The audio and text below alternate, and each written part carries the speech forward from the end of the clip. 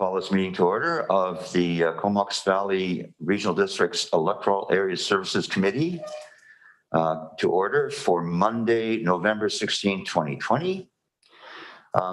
Just to let everybody know, first of all, I'd like to say welcome to all the people in the gallery here. And just to let you know that the washrooms are just down the hall at the back here, should you need to go. And if there's an emergency, our mustering point is in the back, correct? Yes, and the new mustering point is out the doors. There's exits here, there's exits out here, of course, where you came in as well. And any state of emergency that we need to respond to in the way of incoming North Korean missiles or a tsunami or something like that, we'll muster out in the back parking lot. That being said, also I'd like to acknowledge the fact that we are conducting our business today on the traditional unceded territory of our Comox First Nations. Get things going. Normally we go right into the delegations, but because we have Director Lee here from the SRD, and item number 1 speaks to her area, I would entertain a motion to vary the agenda.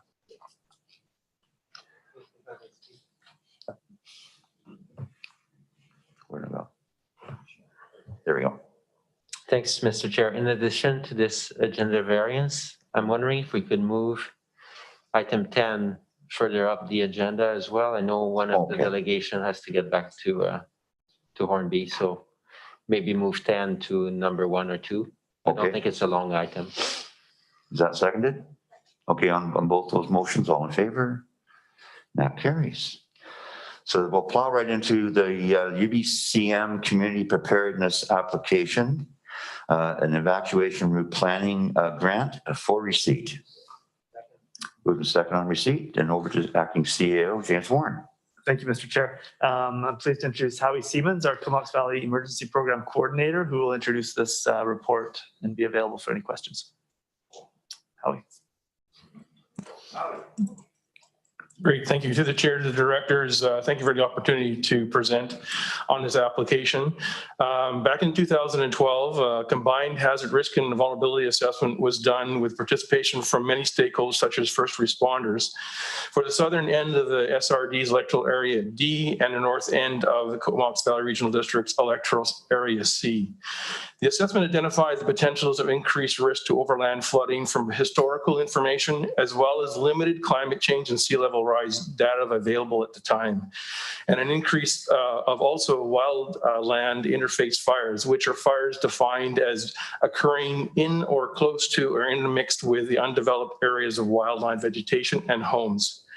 The assessment also identified the fact that many of these neighborhoods are methods of egress is only one way, and there is no alternate routes. This increases the overall risk for these areas.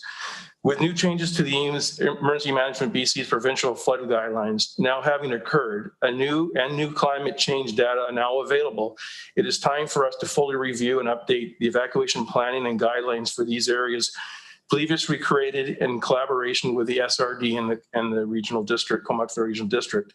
The project can be now done through the obtaining a successful grant application from the UBCM Community Emergency Preparedness Fund Evacuation Route Planning Stream. By attaining the CVRD's board's formal report or formal support, the SRD will be able to apply for now up to $50,000 for this project. This allows $25,000. This funding allows $25,000 maximum for each local government. In collaboration, we now can achieve the $50,000, up to $50,000. This will provide us some guidance to be able to create procure a contractor that will review the guidelines in place now. Also the guidelines that have just been done for the Hornby and Denman Island plans that my deputy George Dirksen put a lot of energy into. The 2019 flood guidelines, and then look at the plans and look at the extensive overhaul and updating of these guidelines. The new focus of these guidelines will be mainly to support first responders in making sure that they can do safe and quick evacuations of the area, and for the Regional District's Emergency Operations Center to be able to do some advanced planning for any future evacuations with good mapping.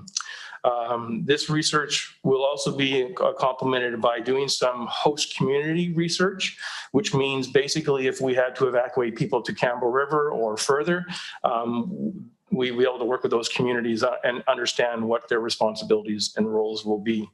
So our recommendation on our report is that the board please approve the supporting regional districts of Strathcona's application for the UBCM application, as well as endorse the Strathcona Regional District to manage the overall grant with financial administration and project management with collaboration with the Comox Valley Regional District Emergency Program.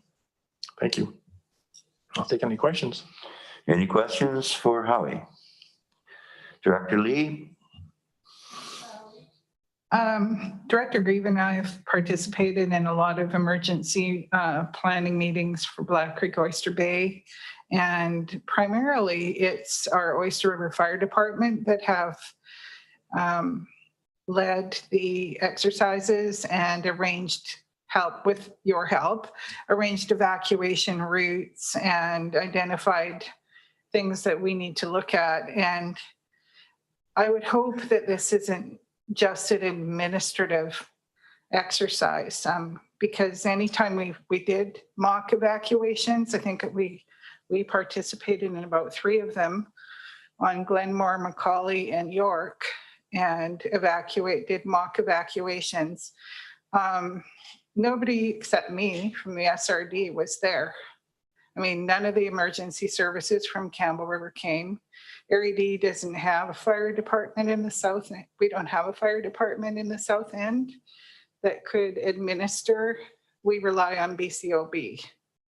So it would seem to me that BCOB would be best positioned to know what direction we need to go with the evacuation routes. And in fact, they already have identified evacuation routes, and maybe we need to just review those and make sure that they're still legal and they're still available, because property owners change over time. But I'm a little bit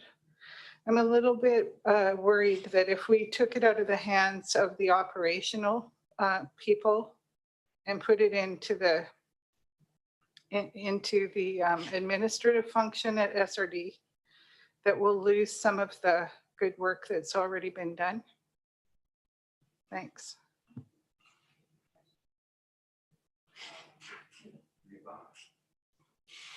Any comment, Howie? Yeah, so through the chair to director, Lee, this is, we are going to have administrative, but the process of reviewing these is going to follow the same process that we did in the past. We will engage stakeholders, which will be first responders. As your comment was, we did reach out to stakeholders that might do mutual aid to support the Oyster River Fire Department in a large scale evacuation. At that time, they were just too busy to participate. So we'll be doing that same process again. This is going to be designed for first responders use to be able to make it quick and easy. So it's important that they'll be engaged in the whole process.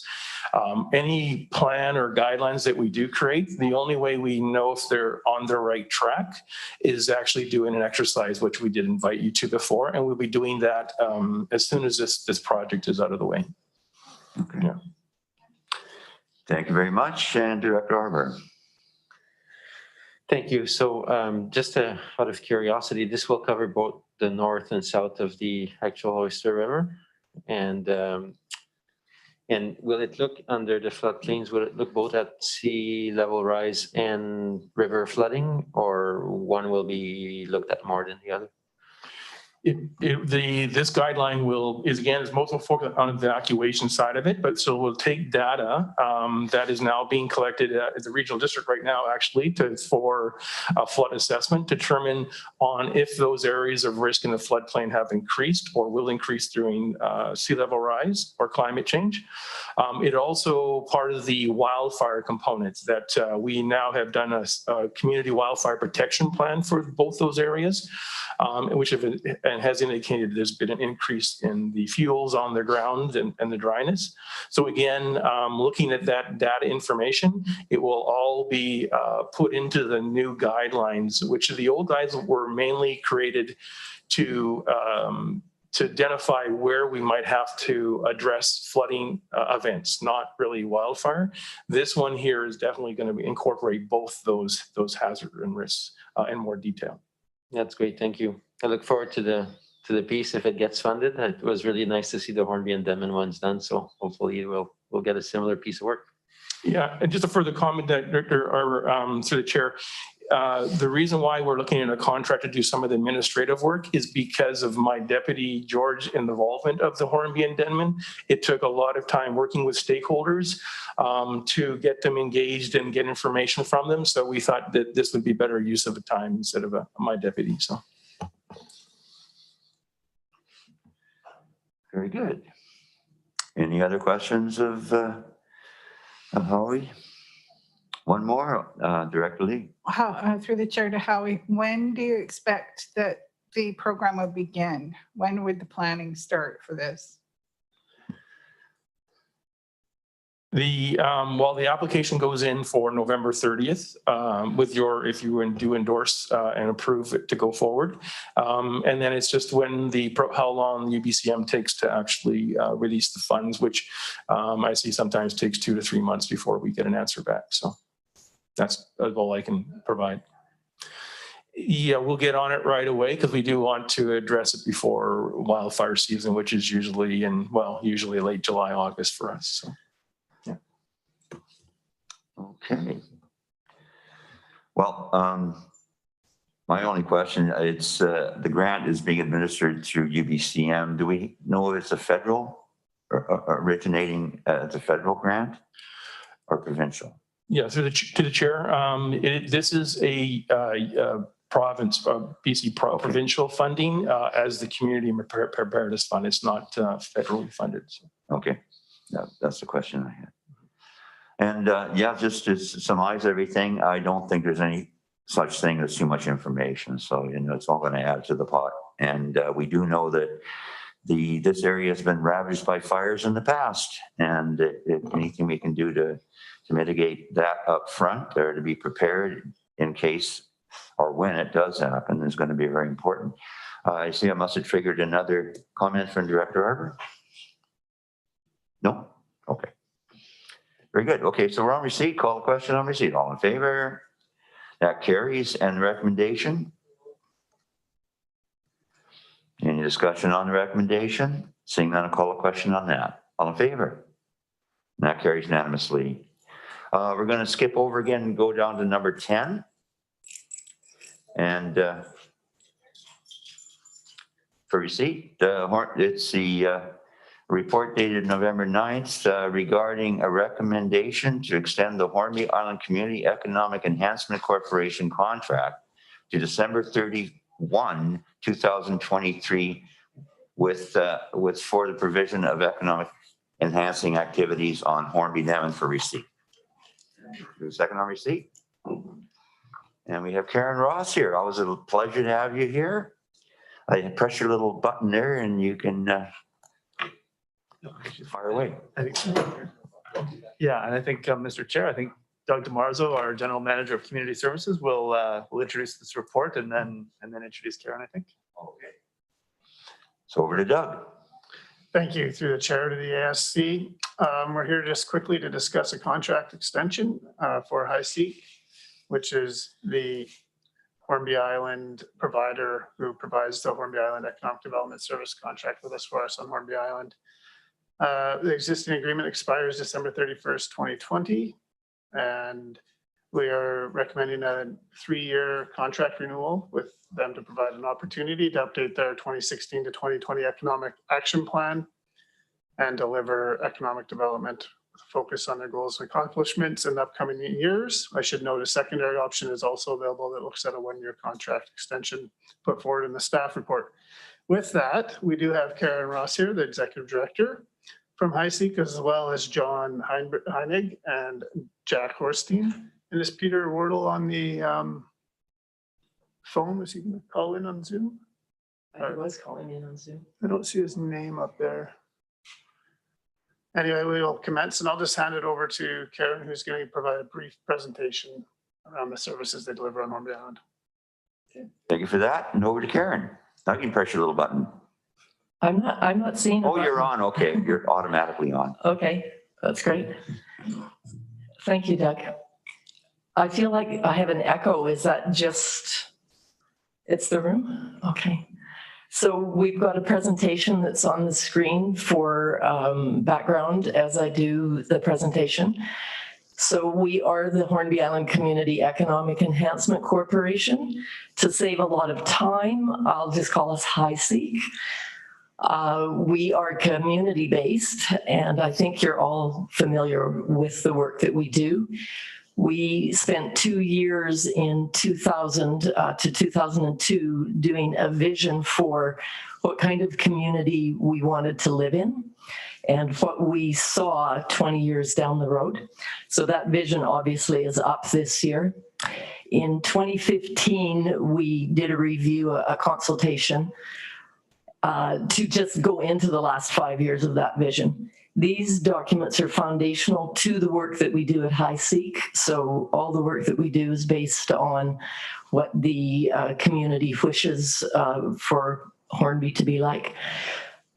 Generally, our bottom line is always about cultural vitality, social equity, environmental sustainability, and economic prosperity. So we're very service-focused as an organization. We are nimble, very thrifty, and very well positioned to pivot in a response to emergent challenges.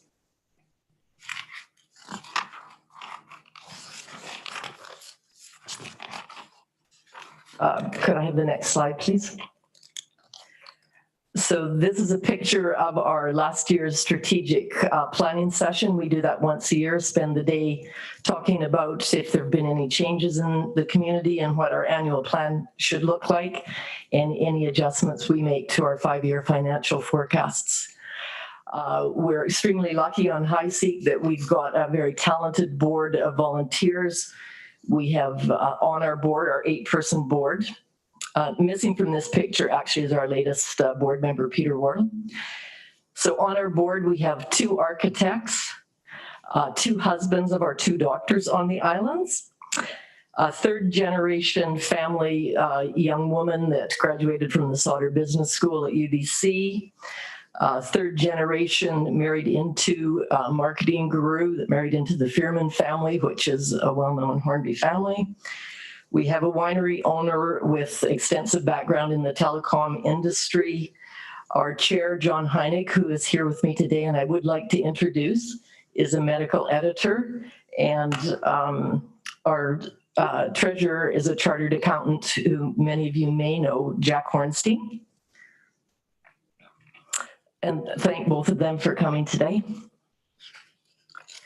We have 3 staff, myself, an assistant, and a bookkeeper. And once I start going through the list of everything we do, you'll understand how hardworking that board is on a volunteer basis. Next slide, please. So this is the work that we've done in the last 5 years, the last 5 years that the service contract with the CVRD has been in place. It expires at the end of this year. So in concluding this 5-year contract, this is a highlight of some of the work that has been done by us. We, as I said, use our foundational documents as the steering of our ship.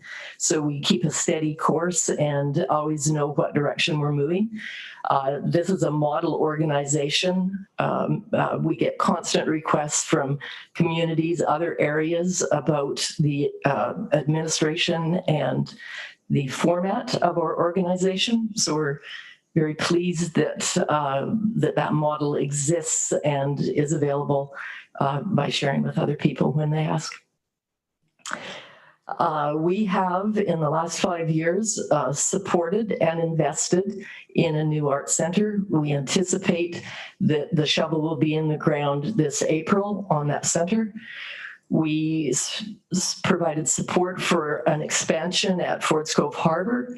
Any boaters in the crowd will know how welcome that was in the whole regional area. We saved the old fire hall from demolition by showing support for a makerspace going into that facility, and opening up avenues for the creative, technically creative people on Hornby. We have provided both financial and administrative support to affordable housing. That's been about 20 years in the community, identified as a great need. We have successfully on the island worked with BC Housing, and 26 units will be started in 2021. So that's a huge accomplishment for a small community to be able to address that great need. We worked in collaboration with the CBRD and brought a solar demonstration project to our recycling depot that is operational and educational in the solar applications.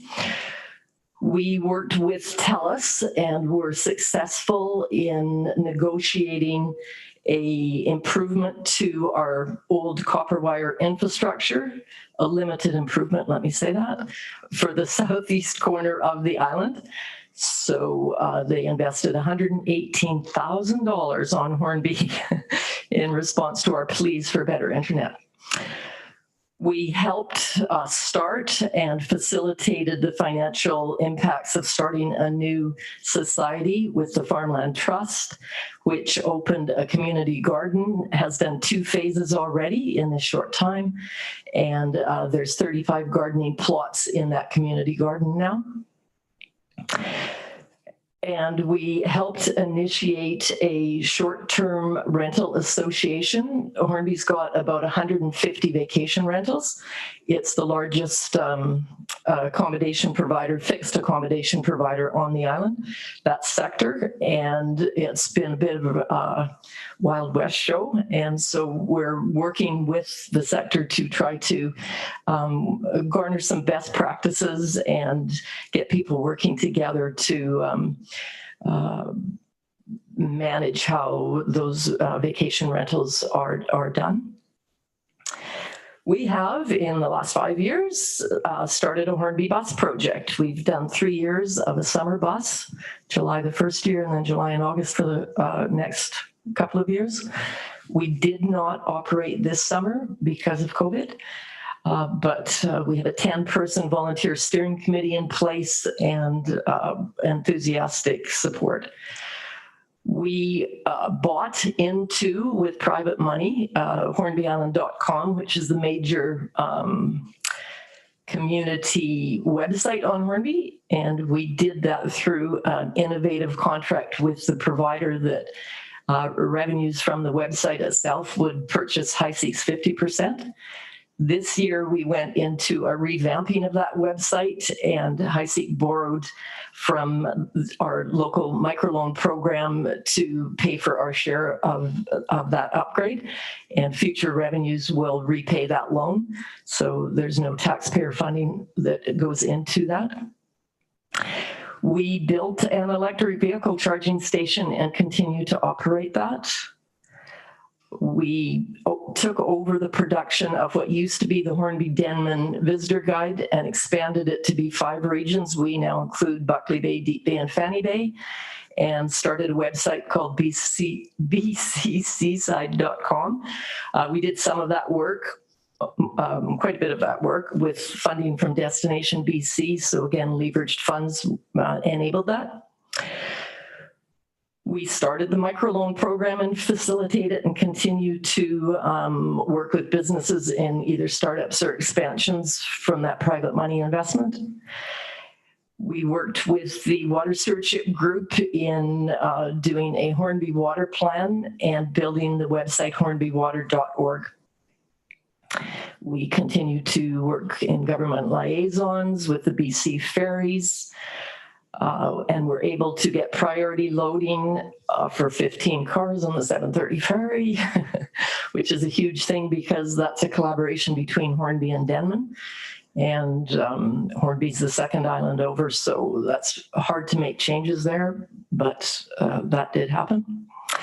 The CBRD brought their septic maintenance workshop to Hornby, for which we are very grateful and look forward to that happening again. We have positioned ourselves to be eligible for MRDT on Hornby. We've got our stakeholder and Ministry of Finance approvals for that. COVID has put that program on pause. We've had a significant anti-tourism backlash on the island, and the timing doesn't seem quite right to proceed with that program. We're optimistic that 2021 opens that up again. Our priority identified for the money is workforce housing. So housing continues to be a project that we have a great need for. But with MRDT, I'm sure you all know that there is a marketing component to that that has to be met in order to access that money. So we continue to work with Destination BC, Tourism Vancouver Island, the Vancouver Island Economic Development. CVEDs have been very kind and generous to us in terms of mentorship. We've worked with the CVRD, ICE-T, and NDIT on doing the Hornby and Denman Digital Roadmap and Implementation Plan, and that project was completed last January. So that's what we've been doing for the last 5 years. The next slide, please. Just sorry to be rude and interrupt, but we generally allow 10 minutes for presentations, and we do have a long meeting. I just would wonder if we could go through the next slides a little quicker. Certainly. And How if long you do I want to have take left? some questions from the directors. Okay. How much time do I have left then? Well, if you can wrap it up in 4 or 5 minutes. Okay. Thank you, Edna. Great, thank you. So this slide shows our scorecard, basically. I think the bottom right is the BC Ferry passenger count from Denman to Hornby. The low point is 2014. So that pretty well tells the story about the work we've been doing and how successfully we have been making a change on the economic landscape on the island. Next slide, please. So working to the future, to be really quick, I would say is more of the same. We continue to work with foundational public consultation. We put that on paper. This weekend, I got this report about the Economic Action Plan. Haven't looked at it yet, but that work is well underway after a 6-month COVID delay. We just started up again in September after going on pause for our public consultation when we didn't see the way clear for doing that. Diversifying and strengthening the economy. We have a 14 program thematics that we work on. Some of those priorities will change as we go forward into the next 5 years. Probably food security and self-sufficiency will move up from being relatively low in the priority list from 2014 to higher up. But the work that we've been doing is important and will continue. I'm going to skip down to the 2 places that I would like to ask the CBRD for help for. The first one is with our bus, our community bus. Currently, we give approximately $80,000 on our tax requisition for transit. We have been getting $20,000 back for our pilot project for our bus. This spread is too great. We are not getting value for our money. It's either got to change or we've got to stop that requisition. We would like the regional district staff to work with the school district and BC Transit and get us year-round bus service through some efficiencies of service and collaborations. This is extremely easy to do in a big picture, maybe a little harder in the details. We have a school bus that runs every day, 10 months of the year, and the public has no transit. We have a summer bus that runs for 2 months in the summer, and it's an expensive project for a small community. Businesses have stepped up and started sponsoring it and putting in half their money. Tax-paying businesses who are part of the requisition are paying to have that bus run. With COVID, those sponsorships are going to slip away. If we're to continue public transit on Hornby, we need help from the regional district, the professionals at the regional district to add capacity to what we have. The second place that we really need your help is with our internet project. We've put a $50,000 project on the table. It's shovel ready. We're so ready to go. All that we're lacking is funding and a path forward. We believe that now, with the federal government putting money on the street and with the provincial government rekindling Coastal Connect, that there are opportunities. Those opportunities will come at the regional district level. They won't come across small communities with no resources, won't be at those tables. The regional district has got to advocate for us or we will be blocked in getting better internet. So I know that David Leach is coming to talk to you tomorrow about what the Strathcona Regional District is doing. Please listen carefully to him and look for opportunities that exist for you to help Area A in our regional district. I think those are the important messages that I bring today. So I thank you for your time, Edwin, and I'm happy to answer questions. Well, thank you very much for that. And we do have questions. Director Hemirs, first on the shift here. Oh, Dr. Harbour, I'm sorry. Yeah, thank you for the presentation. I guess we do have a recommendation before us today, and but we don't have a budget for the next year. I guess that was attached in the staff report, and I understand from your presentation that you guys are kind of currently doing the planning for the next 5 years, but that's not completed. So I'm wondering if there would be, and typically Hiseek is on a 5-year cycle. So I'm just wondering if staff and Hiseek would prefer to have another month to kind of, bring back a budget, maybe not a presentation because we had a fulsome one, but maybe bring back a more detailed budget and recommendation for the term of the contract, or whether you're happy with proceeding with this recommendation today. And that's a question to both the staff and Hiseek. I'm happy to answer that. November 6th, we did put in a placeholder budget with Kevin DeVille. And our understanding is that December 6th, we need to have a final budget. We're aware of that time frame. It needn't affect our 5-year contract.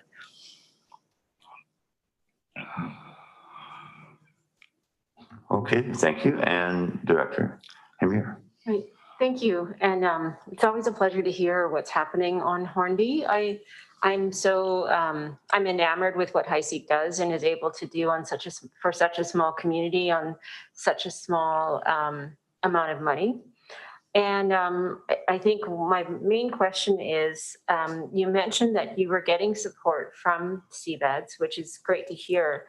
It sounded more on a mentorship side, but have you been involved in any of the Economic Recovery Task Force items, inputting what's happening on Hornby, or are there any other ways that you can see a stronger relationship there?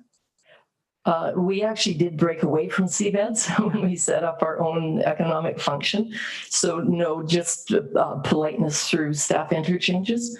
The project that we're currently looking at is Island Comeback. And so we're working more with the Gulf Islands around that. Okay, thank you. Okay, and I would also like to reiterate the fact that we share some of your pain when it comes to high-speed internet, because vast areas in Area C have no high-speed internet. And time goes by, and we have advocated over the years and written letters to the ministry and to the industry and whatever, and got polite replies. So it's not an easy one. You just have to keep plugging away. And also the same as the bus service. I think the electoral areas pay about 27% into the and receive about 9% of the actual transit hours of the service. So it's challenging for sure. And I am, however, very heartened to know that they've struck a steering committee for the bus. I'm just curious how the heck you steer a bus for the committee, but just kidding. But in all seriousness, I'm sure that you've got a very capable and dedicated director here who can bring these things to our attention at every opportunity. So, and I thank you for your time. If I could just respond briefly, Evan. The $80,000 that I refer to is from Hornby. We have no link with the transit at all. Add that to no service on Denman, which is our connector, which probably their requisition is in the neighborhood of $40,000 or $50,000, and they get no service. We're talking significant money year after year after year. We can't even drive to get to a bus without taking 2 ferries. So I feel the pain for Area C on both of those things, but I'm afraid I feel it stronger. More pain here. Thank you very much, everyone, for their time, and thank you very much, Doug. Thank you. So we're still on receipt. Call the question on receipt. All in favor? That carries. And the recommendation? Pardon me. Oh, sorry, no, it's just a receipt. Oh, I know what happened. My computer timed out. Sorry. Okay, Director Arber, you want to bring a question? Yeah, just a question to staff maybe while Doug is here. Would it be useful to have another month to look at the term, or would you like to proceed with the recommendations for today?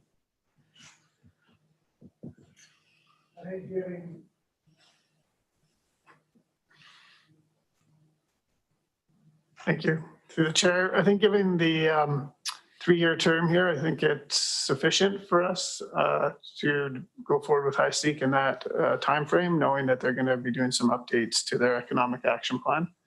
And I'll give them some time to get some momentum going in the economic plan, as well as keep the current momentum that they have.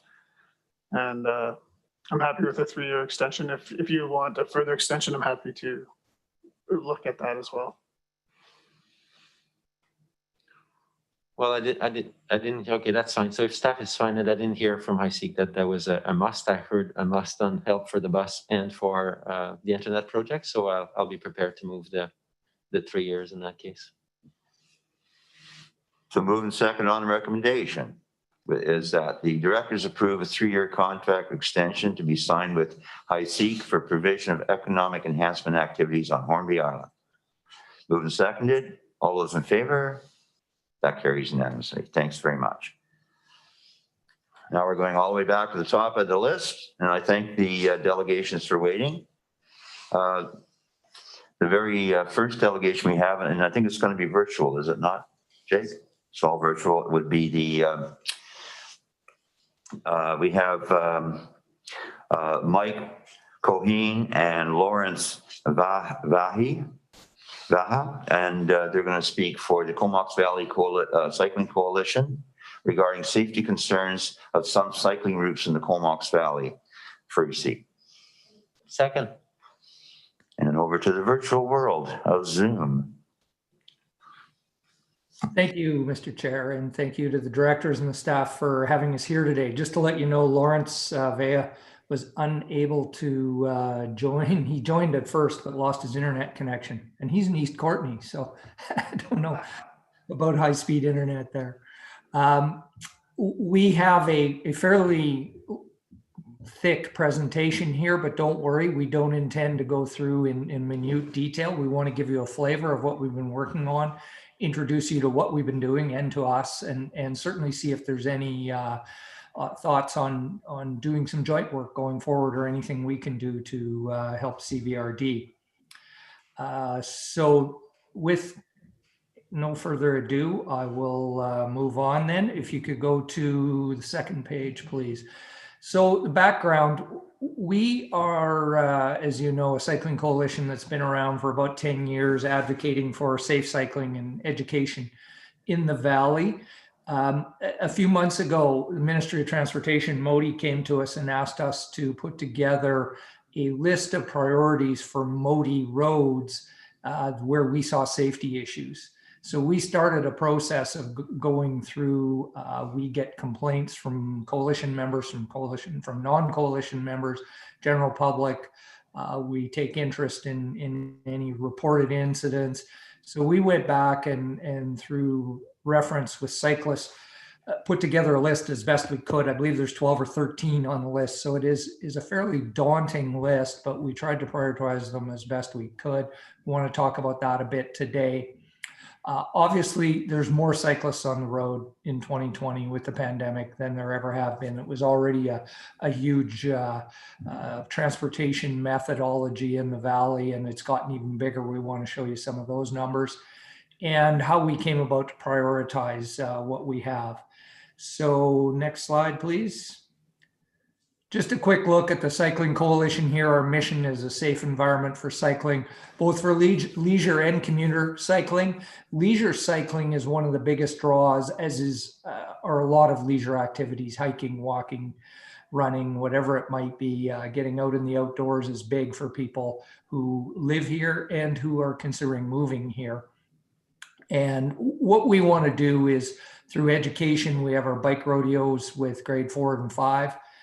Students, as well as we have adult learn to ride lessons, and then we have advocacy, and this obviously with the bike rodeos not going forward in 2020, we have pushed towards the advocacy side a lot more, and that's allowed us to spend some time on looking at these priorities.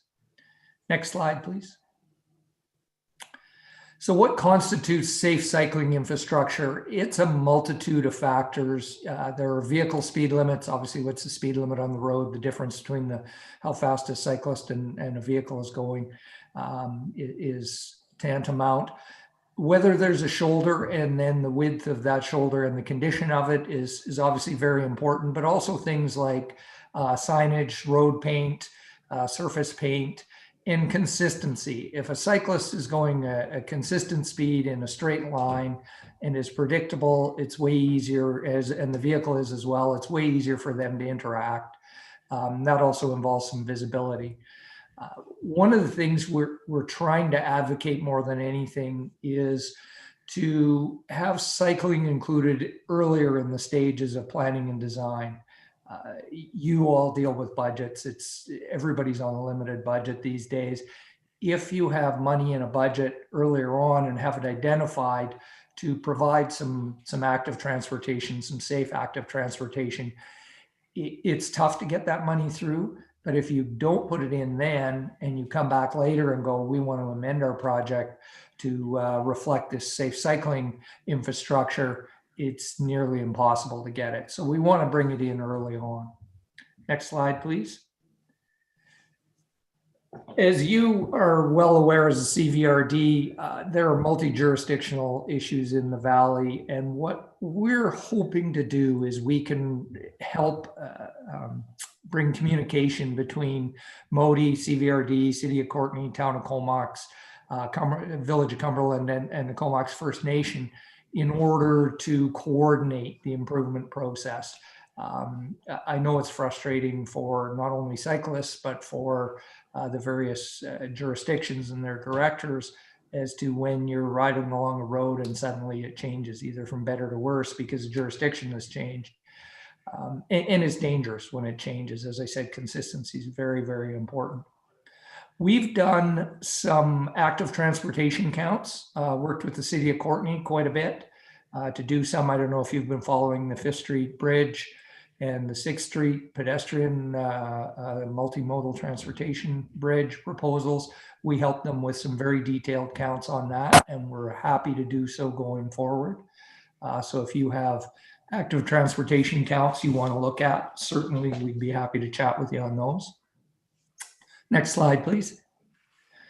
So how has cycling grown during the pandemic?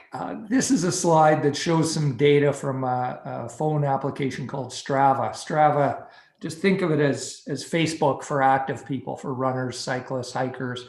They track their activities on it.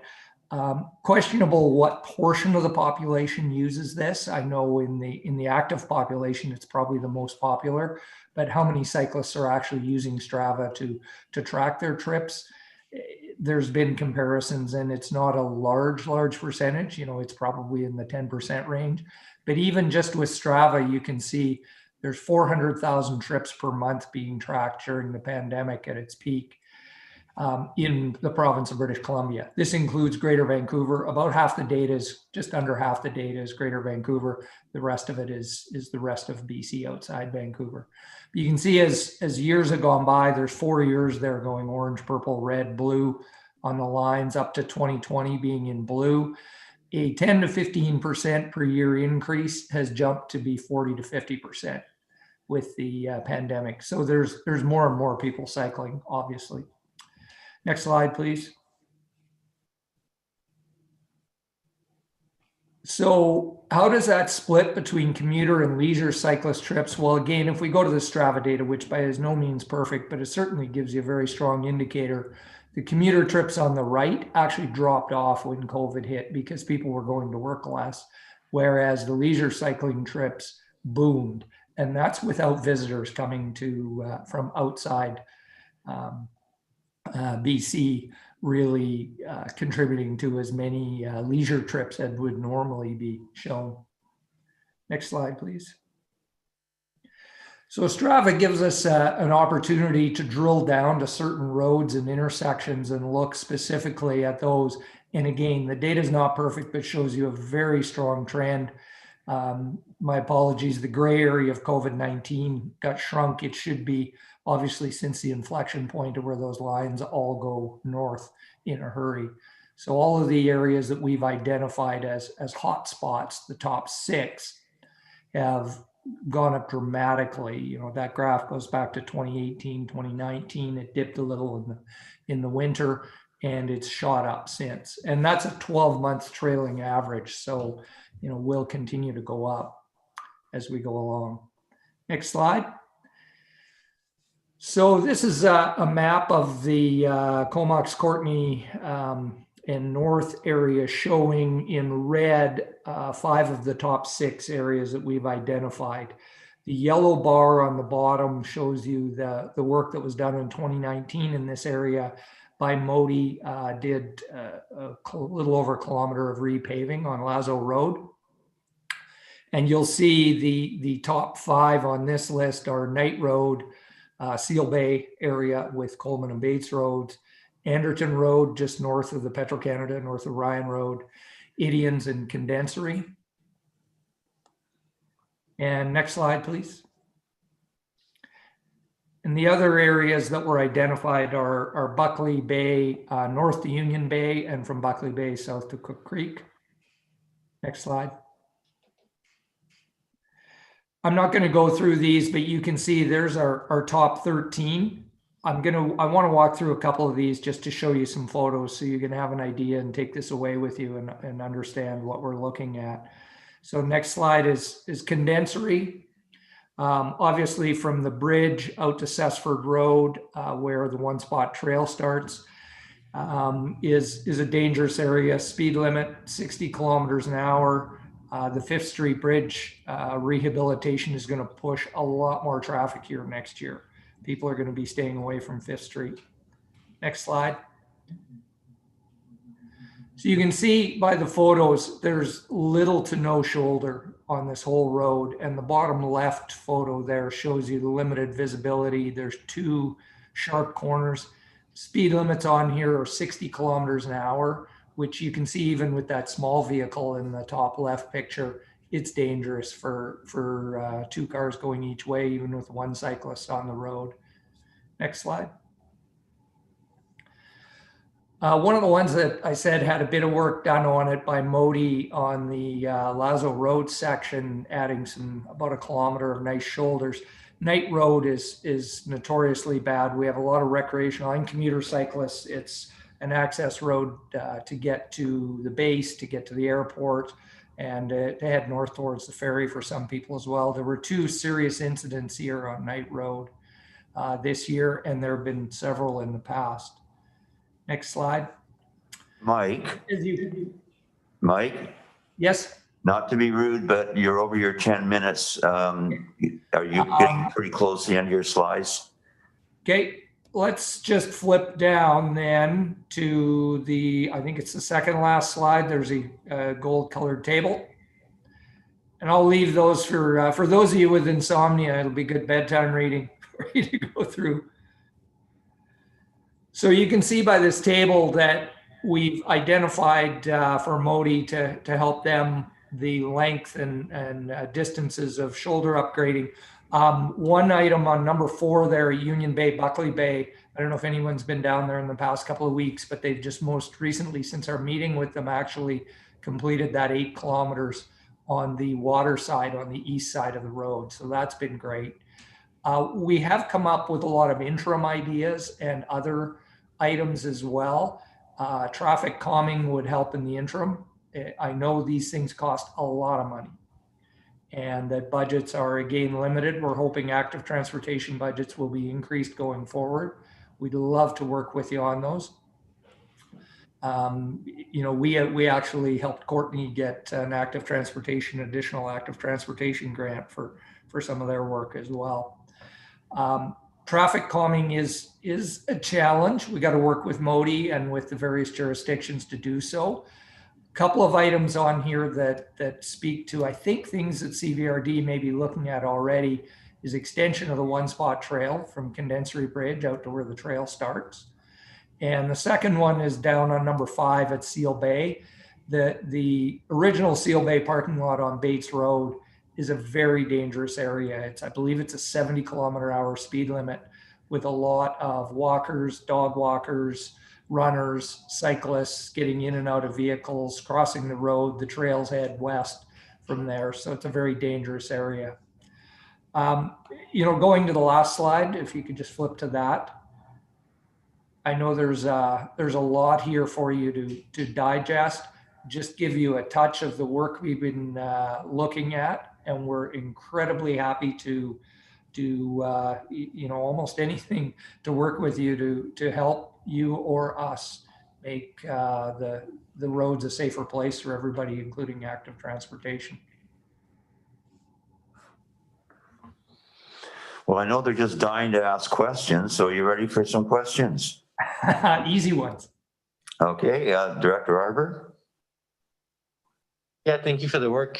It's very important for the Valley. And I'm always curious as to how the Ministry of Transportation decides to do some segments and others. So it's good to know that you guys are a key part of that advocacy piece.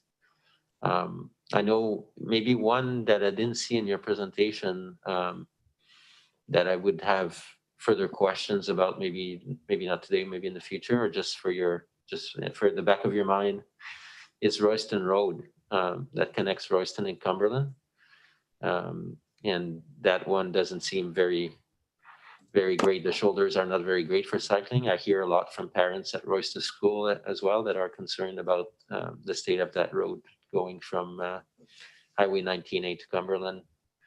And that's something that's been in the back of my mind to try to advocate for putting in some kind of cycling infrastructure, especially because those two communities are pretty connected, and a lot of them might want to go up with their mountain bikes and things like that. So, and then, yeah, I agree with you to see Highway 19A in the last few weeks was really good news for everybody. We even had a death on that highway a few years ago from a cyclist. So any improvements like that are great. So I really want to thank you for your work, and perhaps we'll connect in the future as well. Thank you very much. We will add Royston Road onto the list for sure. It is one that I would agree is a challenge. Thank you, Director Hamir. Thank you, Chair. And thank you to the Cycling Coalition for this presentation. You know, I see so much time and energy has gone into putting it all together, including all the data collection. So I thank you for doing all that work on behalf of the community. I'm wondering, I think my first question is actually for the Chair as our representative on the Integrated Transport Committee. That committee seems to have sort of been stuck on just the bike lane on Comox Road. And I don't see that listed in the priorities, you know, of the Cycling Coalition. Do you see opportunities in that committee for more work to be done? Well, we've got a meeting, of course, following this one today. And the feeling is that perhaps we're not getting a lot of traction, because as has been reiterated here, we don't own the roads in the electoral areas, and we are totally dependent on the province to do any of the upgrades or what have you. And so my belief is that we will be discussing working on our MOU that we've got with the players, the stakeholders, and perhaps rolling this into the regional growth strategy function, where we'll have a budget, because of course it's not a service, it's not a function, and we have no taxation to carry it forward. So we'll know more by the end of the meeting today, and understand that the Chair Frisch is not going to be able to make it. He's ill today, so we'll probably have something more to report out tomorrow. Okay.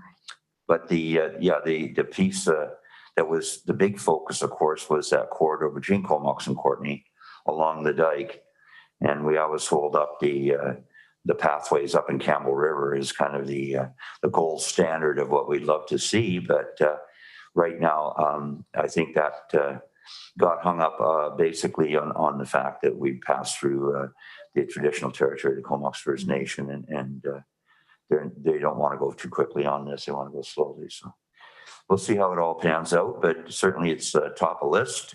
I'm glad that Mike brought forward some of the stats there around increased use of cycling during the COVID era.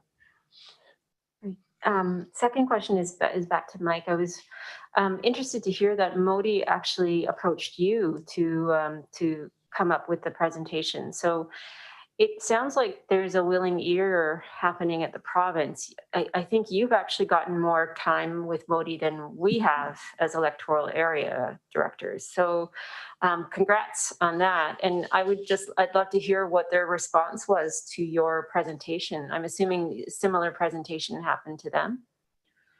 Yeah, in fact, we did I think it was a little over an hour presentation with Stacey McRae and Kellen Truant is the new operations manager. Very, very positive interaction, very positive meeting. They reiterated, like yourselves, that they are limited on budget and they would hope to push one per year to try and knock them off one at a time. They, I think, are getting the inkling that post-pandemic, there may be more active transportation grants coming available from the province. They're hoping as such and assuming as such, and in that they wanted to be prepared with a list and do any background work that they needed to do if they could. Whatever they can do with a low budget amount to be ready to go. So we were very positive with that as well. Slightly surprised, I think, but it was a very positive move. Oh, that's great to hear. Well, then my last question would be actually to staff, but I'm not sure who can answer this. But if any of that funding comes through something like UBCM, I don't know if it would for electoral areas, but would we have, a response that could turn around quite quickly, or is that something that we need to actually, I guess, direct staff to come up with a report or something to be ready? Thanks. I think that a lot of this work centers in around the active transportation network planning that is underway and the gap analysis that the board has funded through the RGS, and then a lot of the outcome of that could be some of the projects that are being discussed here, and we're always tuned into the grant application process and looking for funds that can assist with projects that are underway. So my sense is that through the RGS, through our gap analysis and the transportation active transportation network plan is the project that a lot of this rests with. Okay, and are you aware if the Cycling Coalition's data is being plugged into that gap analysis? I'm looking to Scott or Alana Alana, please. Good morning, and thanks very much for the question. Thanks very much, Mike, for the presentation. It feels like serendipity is happening. So we received a grant to do the Active Transportation Network Plan, and that's a regional initiative focused on active transportation routes and priority areas.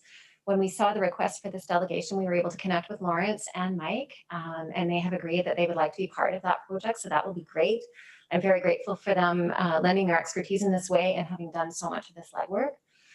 Last week, staff was able to meet with Modi staff, with Kellen and Mike Pearson, and talk about some of the ways that we could work together a little bit more. And although not included in the Cycling Coalition's identification of priority areas, Back Road is the next section that Modi is going to be doing some work, committed some infrastructure dollars, and they're going to be sending us some drawings this week.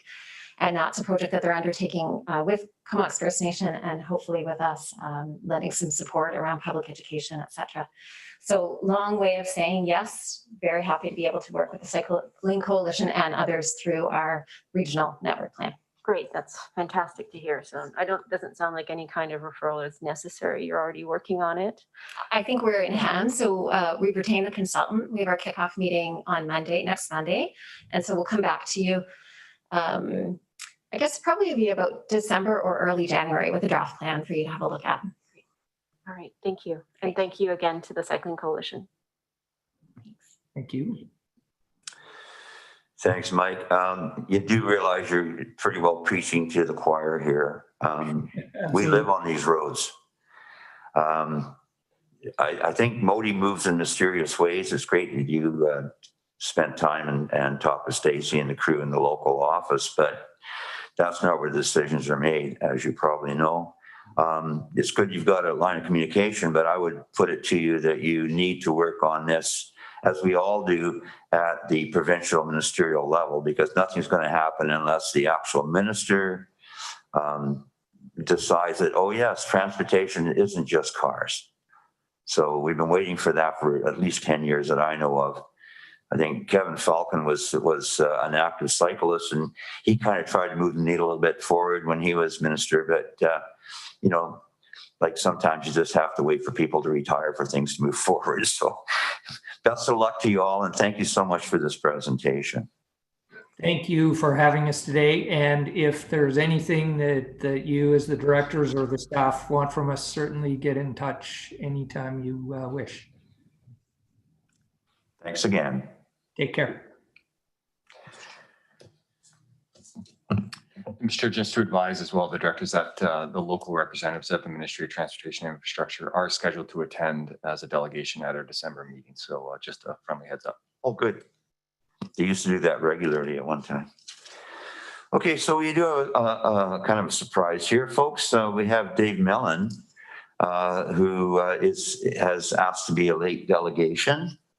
And he's going to be speaking about the entire Puntledge corridor, which seems to be a very timely issue right now on a lot of fronts. And I'm wondering if you would entertain having him to present for no more than 10 minutes.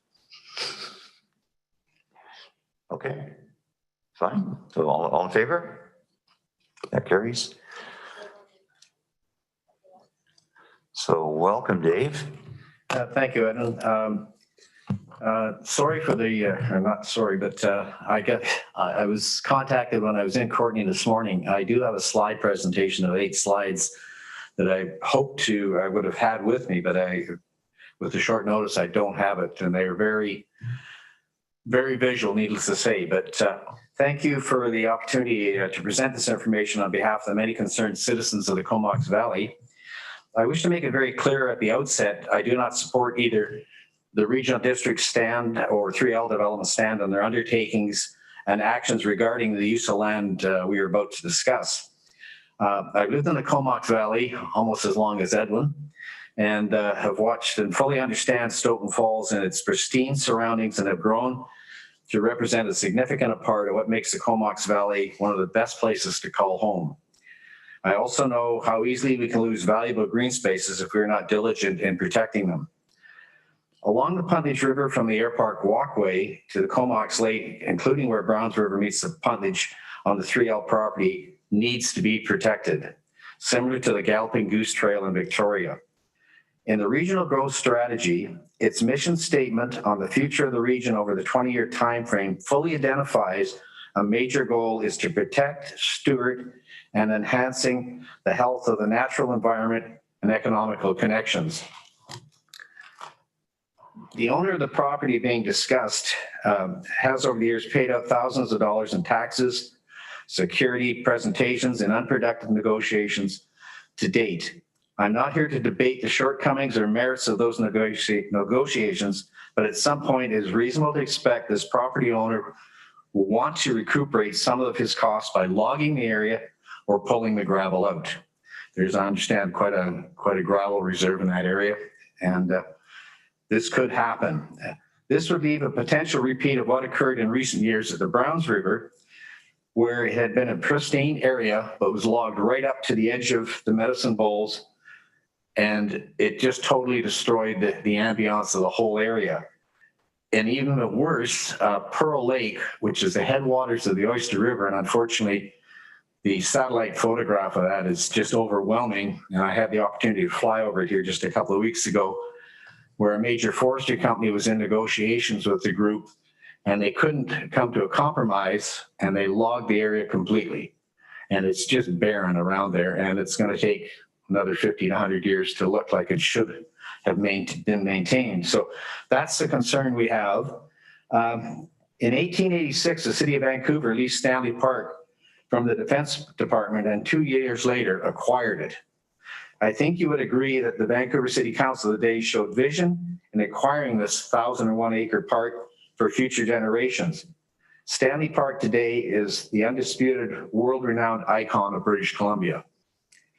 We in this room have a responsibility and an obligation to future generations to ensure Stoughton Falls becomes a park for all to enjoy in perpetuity. A workable solution needs to be found. The question is will time be our friend or our enemy? Groups that represent and support fish and game, hiking, walking, salmon enhancement, and mountain biking, paleontology. Remember, this is where our world famous Elasmosaurus skeleton was found, and there's much more work to be done there, apparently, talking to Pat from the museum. Recreation of all types agree in principle that productive negotiations and agreement with all parties without prejudice is vital to secure and protect this recreational corridor. And another slide I wish I could have presented is a satellite photograph showing the whole area from the Courtney Air Park right up to the dam. And as you move up the river, starting at the Air Park, we have Sims Park, Lewis Park. We have the park around the Condenser Bridge, Comox First Nations Trailer Park, Puntledge Park. Was it James Bear Park? I didn't even know it existed. And of course, the Ruth Masters Greenway, the Fisheries Hatchery, and then Stoughton Falls. And then continuing up Barber's Hole and Nymph Falls. And then the Cumberland has a large park right near the dam. And right in the middle of this whole corridor of this greenway is Stoughton Falls. And at this point in time, it is not protected. And it is really a concern to us. Our friend Ruth Masters would have championed this effort and would no doubt be extremely disappointed in the loss of this green space. At this time, we encourage your group to consider a motion to agree in principle to explore ideas, alternatives, and options to preserve this legacy piece of property at Stoughton Falls for future generations, as identified as a major goal in the regional growth strategy. You as a council have a unique ability, opportunity, and obligation to be remembered as the individuals with visions who did the right thing. I thank you for the time to speak to you today, and prepared to answer any questions you may have. Thanks, Dave. And of course, the other thing that's in play right now is the whole issue around the Hancock logging the BC hydro lands along the corridor as well. That's all in play as well, which is part of that whole contingent area going right down from the lake. So anybody want to ask David any questions? That's fine. So Okay. Thank you for taking time out of your day, and sorry you didn't get to see your little slideshow, but I understand you are taking this on the road to the municipalities as well. Yeah, most assuredly. I mean, this is a Comox Valley thing that it needs to be protected, and I thank you for letting me have the time to talk to you today. And I think as adults, we need to come to an agreement to find a way that we can make this work for everybody's concerns. Thank you. Thanks very much. Motion to receive the presentation. All in favor? That carries. Now, before we resume our regular programming, we are on number 2, and it's the APC for receipt. APC, sorry? Oh, we forgot the management report. Was right in between there. So any discussions on the management report? Nothing this time? Okay, so all in favor? That carries. All three, there's 2 of them. Any discussion on that? All in favor? It carries. Now, Electoral Area B Development Variance Permit DV 5B20, an unaddressed lot on Galleon Way for receipt. Move second on receipt. And over to Mr. Chair. CAO, lacking Committee. CAO. Dylan Thiessen is here to present. He's our planner, and he's here to present the next 3 items. So Dylan. There you go. Welcome, Dylan. Good morning, everybody. Thank you for that introduction, James, and good morning, directors, and thank you for your time today. In front of you, you've got a development variance permit application that has been received to increase the maximum height of a principal dwelling from 10 meters to 12.2 meters. The subject property is 9 hectares in size and is currently vacant. It is bounded by a large rural recreation property to the south, residential lots in the city of Courtenay to the west, residential lots within the CVRD to the east, and a large vacant lot, again within the city of Courtenay to the north. The applicant's development proposal includes a single detached dwelling that at its maximum height reaches 12.19 meters. The dwelling will be situated 10 meters from the south lot line bordering the rural recreation property. In other directions, though, the dwelling will be 158 meters away from the west property line and the house is along Crown Isle Drive, 178 meters away from the nearest property along Galleon Way within the CVRD, and 139 meters away from the north lot line and the vacant lot within the city of Courtenay. The Advisory Planning Commission for Area B met to discuss this file on October 20th and voted by a 3-2 margin to oppose the file going forward, citing numerous reasons outlined in the staff report that I'm happy to elaborate on should you like.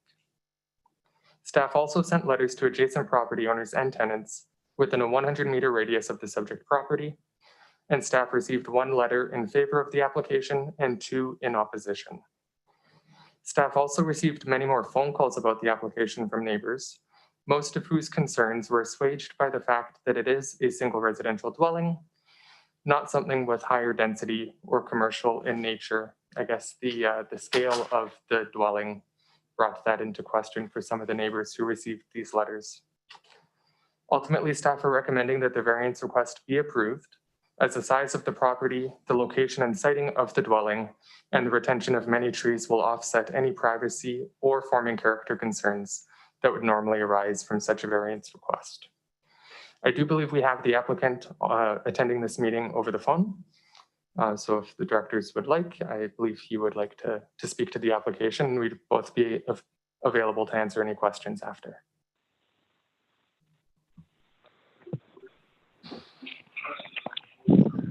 Okay, does the applicant have anything to add? Hi, I'm Jason Welsh, and I run a construction company in town. I'd just like the opportunity to say thank you for getting this to before the directors, and I feel strongly that our owners of the property just want privacy and will maintain the trees on the property other than the few trees that would be taken down for the site of the house.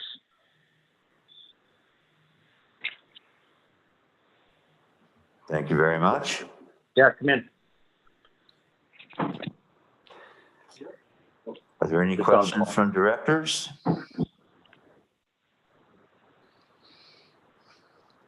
Director Hamir? Thank you, Chair. So I was at the APC meeting when this presentation came, but maybe for the benefit of the other directors, if the applicant wouldn't mind describing why the height needs to be increased and for what reason? Yes, the house has a large vaulted area through the center of the house, and we were unable structurally to bring it down in height. And so that's why we applied for the variance permit. It was a very important part of the house for the customers, and that's the reason why we're asking for the variance permit.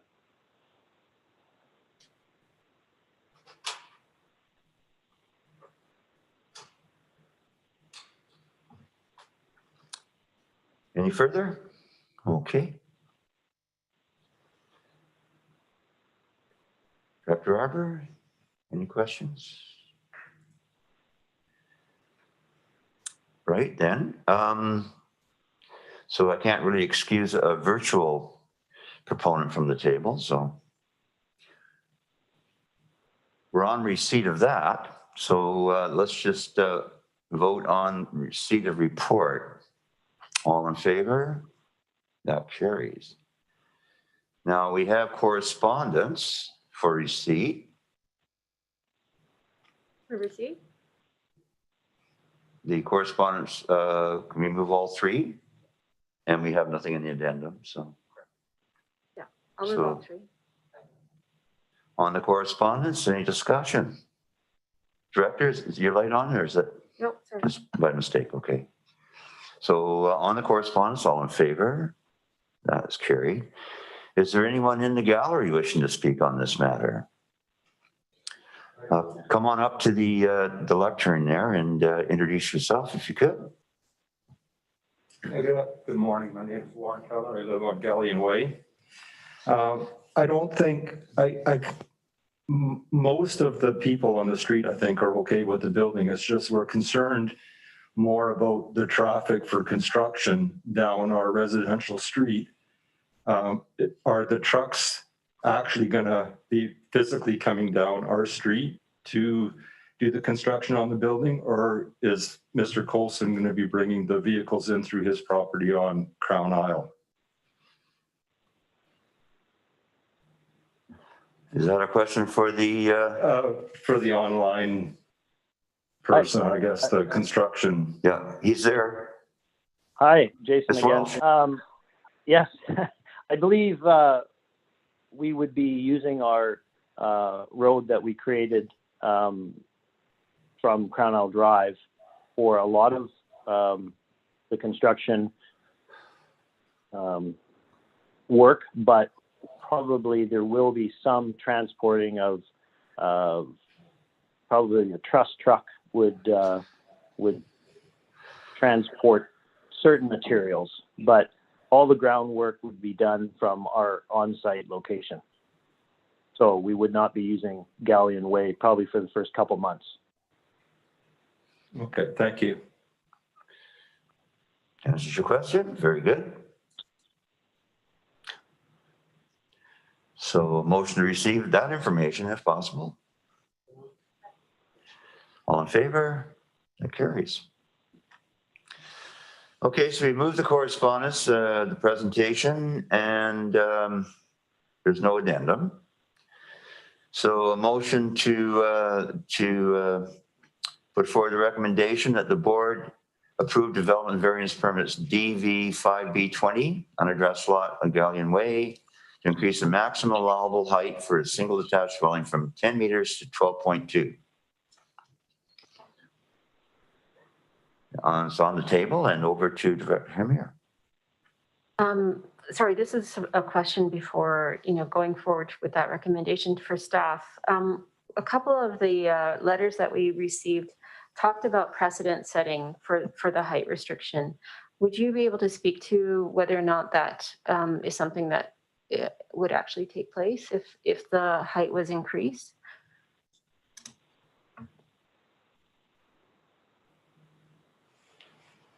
Certainly. Thank you, Director Humier, for that question. Through the chair to the director. In a legal sense, no, the CVRD would not be bound by any precedents we set. We are supposed to look at these types of applications very contextually because, of course, each development and each property is very unique. It is something, of course, that the regional district should take into consideration in its analysis of further applications. Of course, we are a body and a staff and your elected directors, but beholden to the public, and as planners, we work in the public interest. So we would take into account previous decisions for similar applications, but they would be judged individually, and we would not be legally setting any precedent that we would be forced to follow.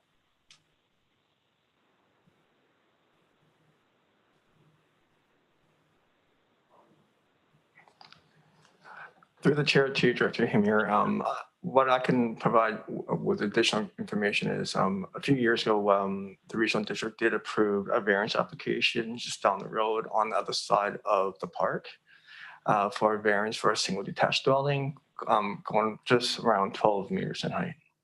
I think that building is no longer there. It had a fire on that building, and the owner is building a single detached dwelling that meets the zone bylaw requirements of 10 meters.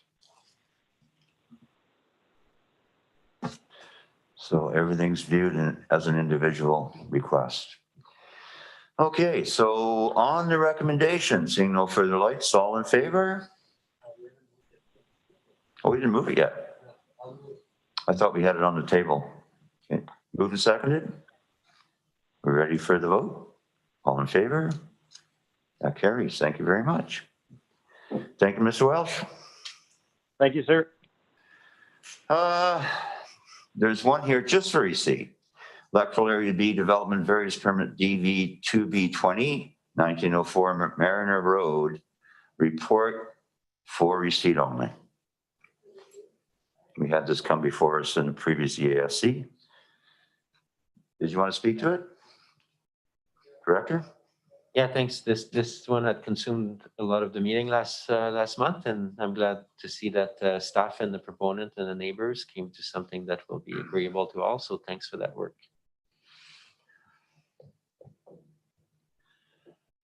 So, kudos to staff. Anything else? Then on receipt, call the question. All in favor? That carries. Okay, number 8, Electoral Area Development Variance Permit DV 2A20, 7821 Ships Point.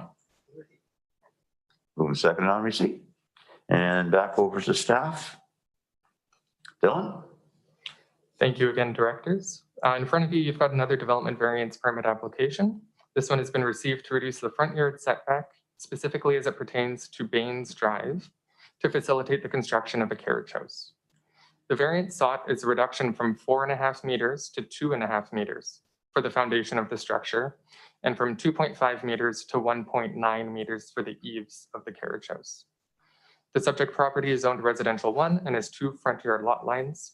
The development proposal respects the minimum setbacks pertaining to the busier Ships Point Road, and this variance again will only reduce the setback as it pertains to Baines Drive. The variance is being requested in order to ensure adequate space for a second septic tank, which would be required for the additional residential unit, and to retain some trees elsewhere further along the property. The Advisory Planning Commission for Area A met to discuss this file on October 13th and voted unanimously to support the application going forward, noting the applicant's forethought and consideration in consulting with her neighbors and the Ministry of Transportation and Infrastructure, and the resulting design that respects privacy of neighbors.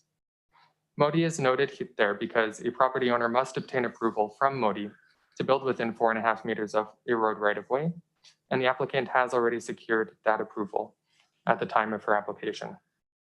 Further, staff mailed notices to adjacent property owners and tenants, again within a 100-meter radius of the subject property, and heard back from 3 property owners, 2 of which were in favor of the application and 1 was in opposition.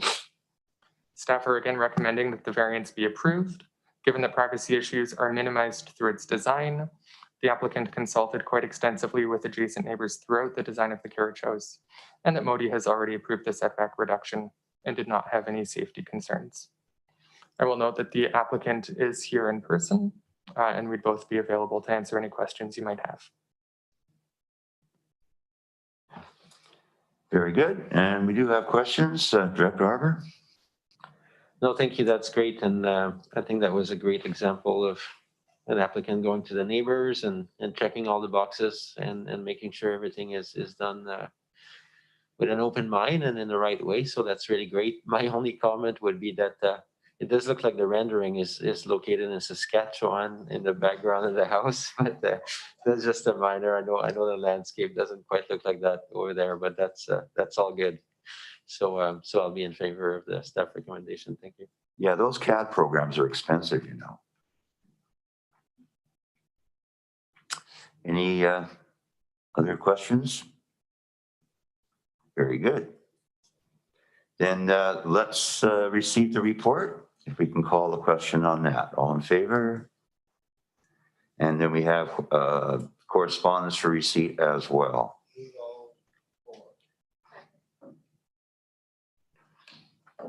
Moved and seconded on the correspondence. Any discussion on that? Seeing none, call the question. All in favor? That carries. And do we have anyone wishing to speak to the matter in the gallery? Come on up to the lectern and state your name for the record if you could. Can you hear me okay? Yeah. Thank you. It's Jennifer Ivan. I'm the applicant, and thank you. I'll be quick. You've had a long meeting. I just wanted to make sure that I didn't ignore the concerns from the one letter that we did receive. I think it's really important that we acknowledge the safety concerns. If you do scroll to the rendering design, the color picture, part of the reason why that one side is flat, that roof is flat, is because that's that we're facing my side now, but the other side with the balcony is facing Ships Point and Baines, and it's specifically taking into concern sightlines. So even though I'm keeping within the sightline boundaries and the setbacks for corner, it's super important. That's why we put the flat roof on that side. We wanted to mitigate any concerns. So I did show Modi that, and they were okay with it. I didn't want to ignore the applicant's concern. Well, thank you very much. So a motion to receive that presentation then? Seconded? All in favor? That carries. And I think that brings us to the recommendation that the board approve a development variance permit DV 2A20 7821 Ships Point Road to reduce the front yard setback pertaining to Baines Sound Drive from 4.5 meters to 2.5 for the foundation of the carriage house, and from 2.5 to 1.9 meters from the eaves. Any more discussion on the recommendation? Call the question. All in favor? That carries. Now, the moment you've all been waiting for. Does anybody want to take a short pause? Okay, so we'll take a 10-minute or 5 to 10-minute recess.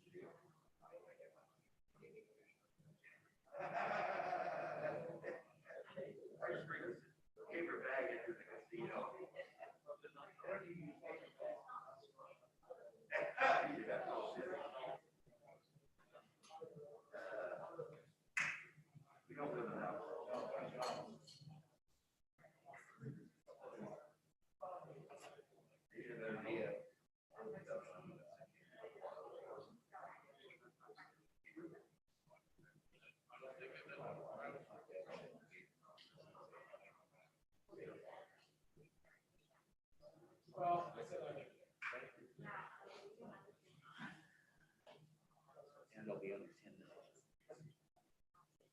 I'm gonna go buy them at 10 minutes.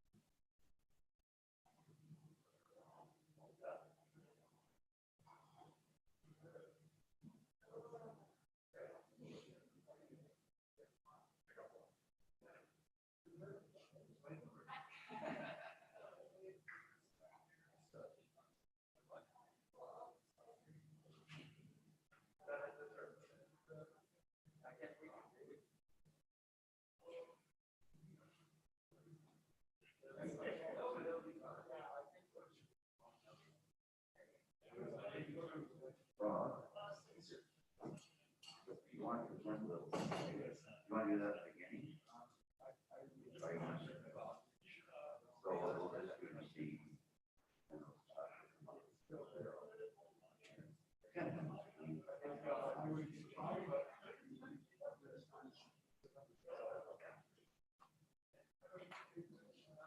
I know.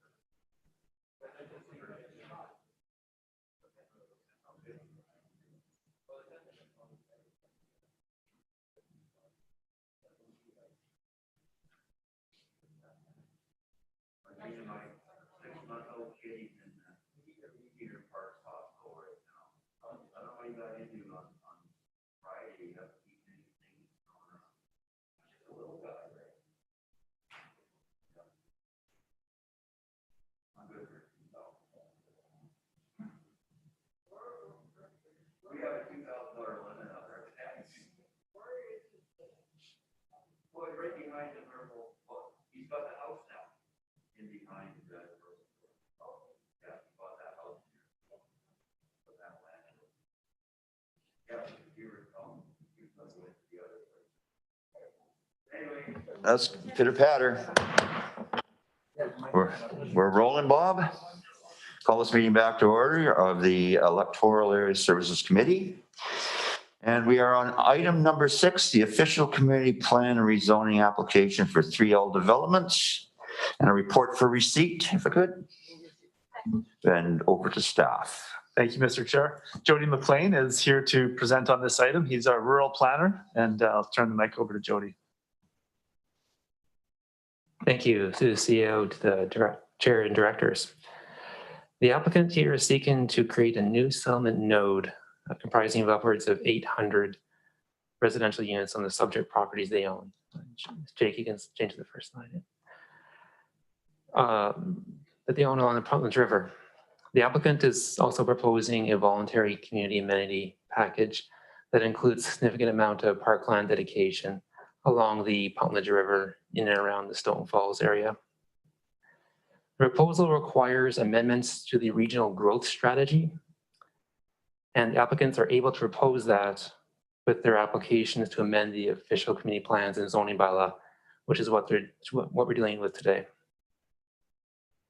Okay, next slide. As a reminder, this is showing the two official community plans that we're dealing with here. The old official community plan, bylaw 2042, is applicable to those parcels which are outlined in black on that image. It has a designation called rural, and among its policy directions is to encourage land use patterns that minimize urban sprawl, ensure appropriate and adequate rural servicing, minimize impacts on the environment and adjacent resource lands, and support provision of affordable housing appropriate to its rural setting. And permitted land uses in that designation include residential, like houses and manufactured homes and secondary suites, agriculture and forestry, and manufacturing and processing. And for the purposes of subdivision, in the absence of public water or sewer, it goes to the zone, which is rural 20, that requires subdivisions achieve at least 20 hectare lots. And the remaining lands, the subject properties are all shown in pink in that image, but the remaining lands not outlined in black are included in the new official community plan, bylaw 337, which was adopted in 2014. This bylaw designates those lands north of the Portland River as rural settlement area, and the ones south of the Portland River in orange as settlement expansion area.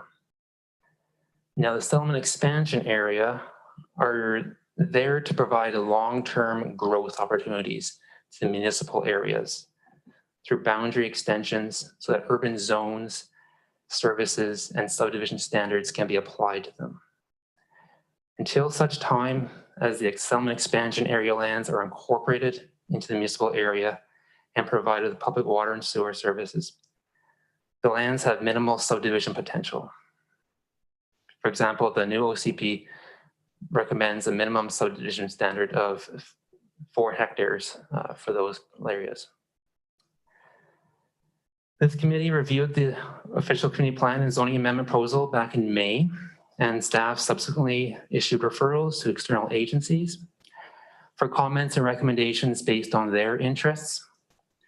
The responses are all compiled in Appendix A of your package. To summarize some of them, the City of Courtenay provided a recommendation that applications be refused. So did the Comox First Nations and Village Cumberland. The town of Comox provided a comment that the proposal does not conform to the regional growth strategy or their densification plans. The Ministry of Transportation requested a traffic impact study prior to any approvals being provided, and additional studies if the proposal is advanced to the subdivision stage. School District 71 requested lands be reserved for a school site. The manager of fire services provided notes that 4 of the 6 subject properties are outside the fire protection district. BC Transit noted that the properties are not inside the BC Transit service area. Island Health provided a letter, and that they state missing information in respect to water and sewer provisions, raised concerns concerning the creation of a car-dependent community, and assigned a location walk score of 0 measured under the Healthy Built Environment Framework. Island Health flagged concerns with proposal representing urban sprawl and encourages the regional district to consider the objectives of the regional growth strategy, specifically locating new housing close to existing services. And then a number of the agencies, a few of them indicated interests in securing public access to Stoughton Falls and its surrounding areas, regardless of what happens to the application. Okay, Jake, next one. In response to these, the applicant provided an amended proposal. Generally, it's shifting the proposed settlement nodes south of the Potledge River and to the area that's currently designated as settlement expansion area. Okay, so staff's analysis of the proposal and the revised proposals primarily focuses on housing, transportation, infrastructure, and climate change goals of the regional growth strategy and the official community plan. In respect to housing, to date, limited housing choice has been identified as a challenge to the CVRD insofar as single-family housing represents the majority of the housing options. Decisions to enable infill development in the form of multi-family units and smaller units and accessory units such as secondary suites and carriage houses in the municipal areas that are serviced by transit and other amenities is a prudent and responsive policy and regulatory choice of the plans. As was the case when the regional growth strategy was adopted, and it still remains true today, the current development proposals that we encounter demonstrate the incapacity to supply housing for the next 20 years. On transportation, the proposal creates a new settlement node in a rural area that's outside the Comox Valley Transit Service area, as well as not being linked by a public road to an existing commuter corridor with active transportation options. And that detracts from the transportation goals and objectives of the regional growth strategy and the official community plans. In respect to connection between household transportation costs and overall housing affordability, housing at the urban fringe, and certainly in the rural areas, tends to have higher transportation costs for residents. Regarding infrastructure, the regional growth strategy does not contemplate new settlement nodes and greenfield locations to which services would need to be established and constructed, whether they be private or public. Creating a new population center that requires utilities will affect the financial viability of existing and planned infrastructure in the municipal areas and other settlement nodes, and set conditions to undermine private and public investment in those core settlement areas. If the board does opt to advance applications, additional design and costing work will need to occur in order to address how the proposed settlement node will be serviced, and subsequent servicing establishment process would be required if it's to be public.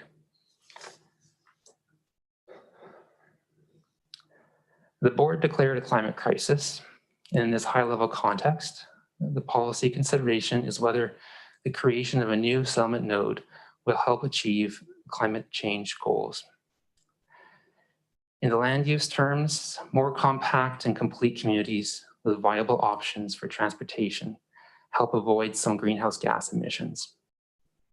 Shifting upcoming development to a greenfield site in the rural area away from the core settlement areas does not contribute to our collective efforts to minimize regional greenhouse gas emissions or take actions to address climate change crisis.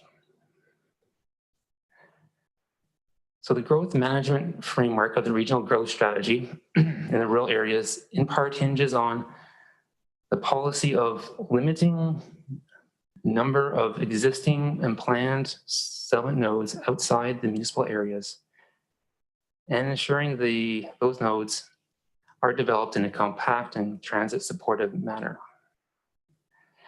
The regional growth strategy directs growth to core settlement areas in an order of precedence and scale, municipal areas and rural settlement nodes. The process for developing the settlement expansion areas is to be municipally led. The regional growth strategy is designed to enable municipalities to determine the timing and how those settlement expansion areas are to be incorporated and further developed. The amended applications undermines this by creating a settlement node within an settlement expansion area.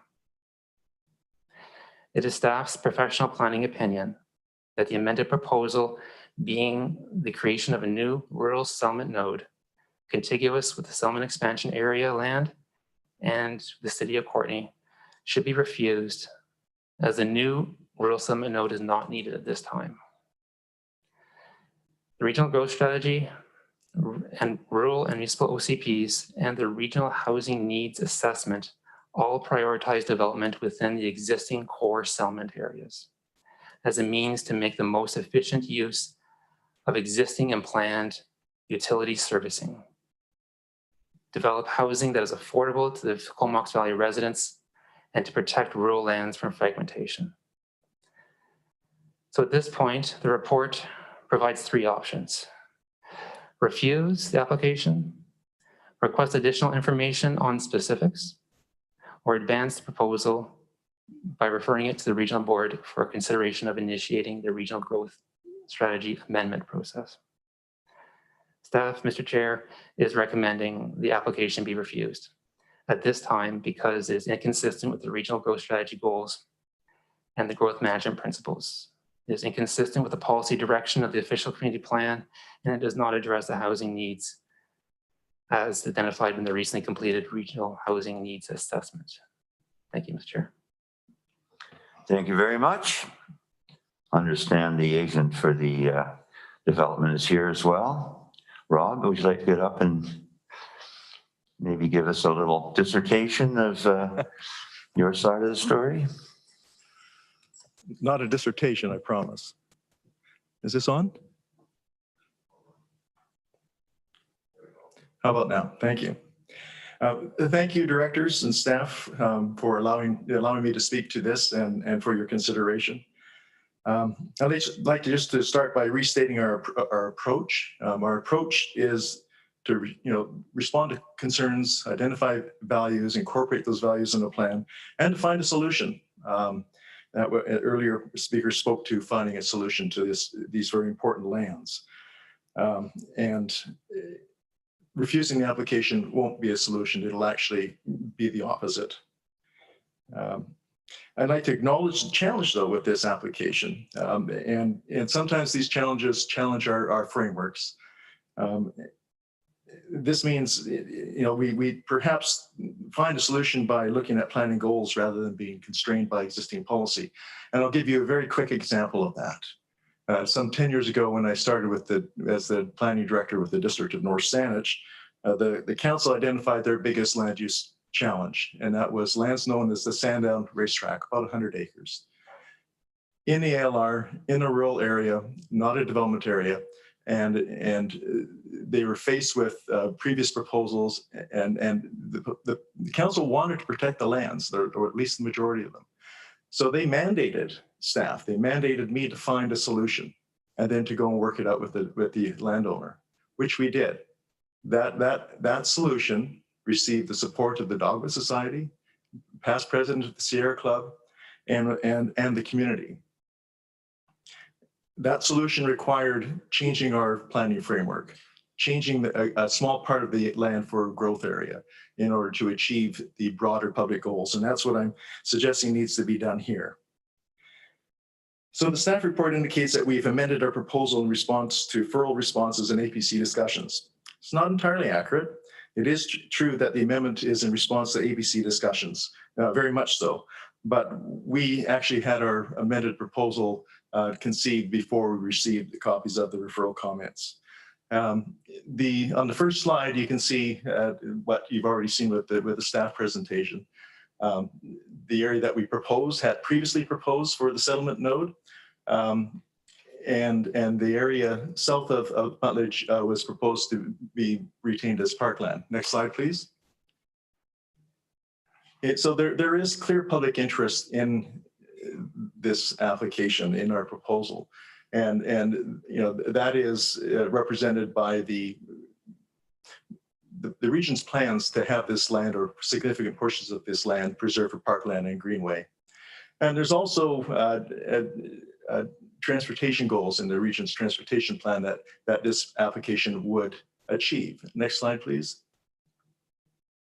And they're shown on these two slides. Those are maps 1 and maps 2 are excerpts from your transportation plans. One shows a north-south link through the property as a public road.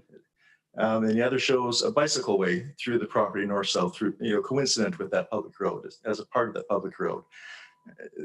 You need to find a way to achieve these if you're going to, meet those public interest goals in those plans. Next slide, please.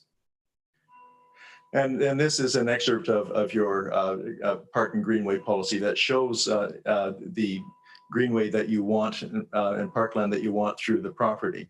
And so those are existing public interest statements in your plans. Next slide, please. So after listening to the comments and the discussion through the 7 APC meetings, which we appreciate the time and the thought that went into those, we have revised our plan significantly.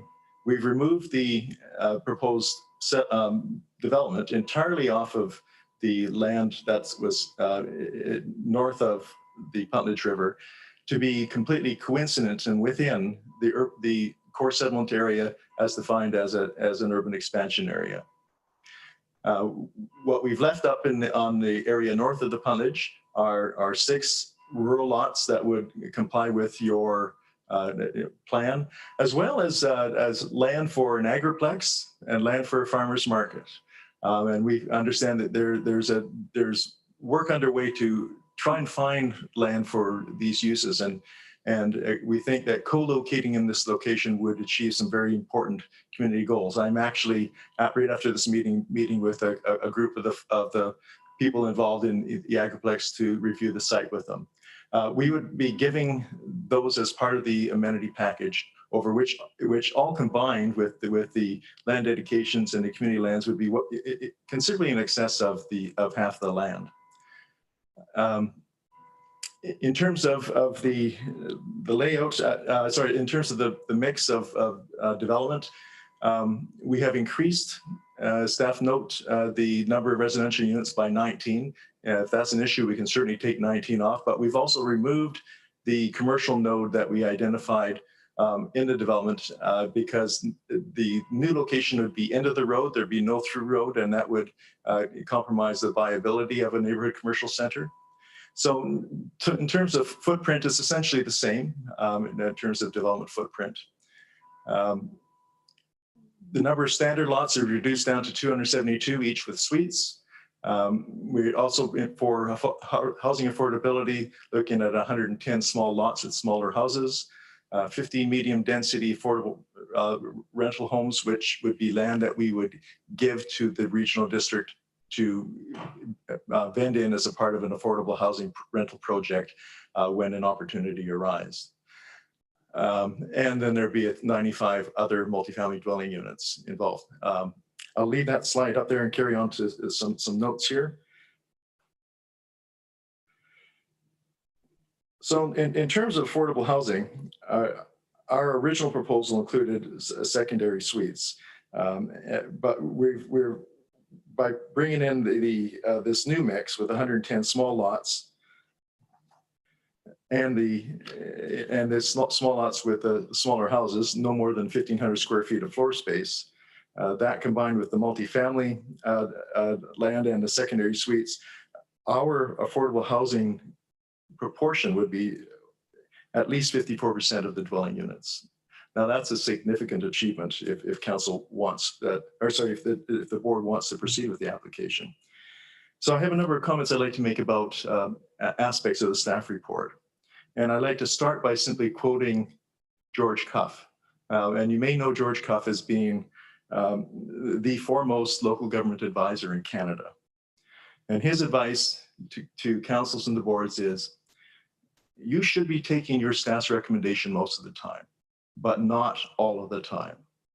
There are times where you should be doing something different from what the staff have recommended for a variety of reasons. And in my opinion, this is one of those. So in terms of specific comments and aspects of the staff report, I would note that the staff report says that 3L focuses on LEED standard for builders. This is not true. We've made no reference to LEED in any of our materials for this application.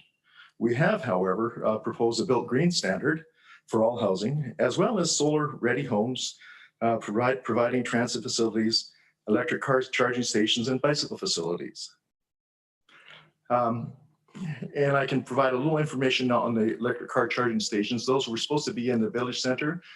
They're without a village center. We're going to replace those, and we're going to do that in I think, in a very important way. We will commit to providing charging stations in every single family home, 382 charging stations for electric vehicles in this development, plus community ones in the multifamily. Staff have commented about the affordability resulting from 300 meter squared lot sizes, but does not mention the floor space limit of 140 square meters. The two biggest capital cost drivers in housing affordability are land and construction costs. And both of these are reduced by this aspect of our proposal, and both enable lower cost homes to be produced. A further piece of information that would be relevant to the analysis and support our application is that the housing needs assessment identifies a need for 200 more units in Area C, as well as rental housing. The assessment also points to a deficit of bachelor and one-bedroom units. Our proposal would respond to that deficit with secondary suites, which would be limited to bachelor and one-bedroom units, along with the land for 50 affordable rental units. So we do very much respond strongly and robustly to the housing needs assessments issues. The staff report indicates that by 2025, the CVRD would have the potential potentially have an overall unit surplus of 375 units. It's only 1% difference between demand and supply. That's almost meaningless. But it is important that it's a small surplus rather than a deficit, because if it's a deficit, then that adds to the housing affordability issue. Having a surplus is a good thing, but 1% within the margin of error of model projections, I'd say that's a pretty dubious number. If some of the assumptions are off, then that could very easily become a deficit. The staff report suggests that affordability needs to also consider transportation costs and higher costs associated with development on the urban fringe. This is a very good point for large urban areas like Toronto, Calgary, and Vancouver, where commutes can take hours over very long distances.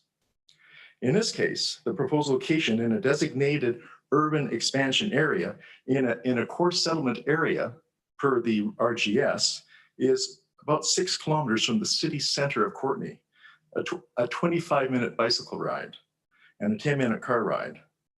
Context matters for making assumptions regarding affordability of housing. In this case, any additional costs would be minor for transportation. Further, with build out of the proposed 799 dwelling units, we would expect that transit would extend their service to the property. And I've seen this in other places in plans that I've done and had implemented. As the new area grows, transit expands. And with the density that we're proposing, I would expect that this would be a very easy decision for transit. Now, understandably, none of our supplemental information, especially regarding housing affordability, has been circulated to referral agencies. And I understand why. I mention this because our proposed amendment responds very directly to a number of the issues that have been raised. It's essentially a significantly different application.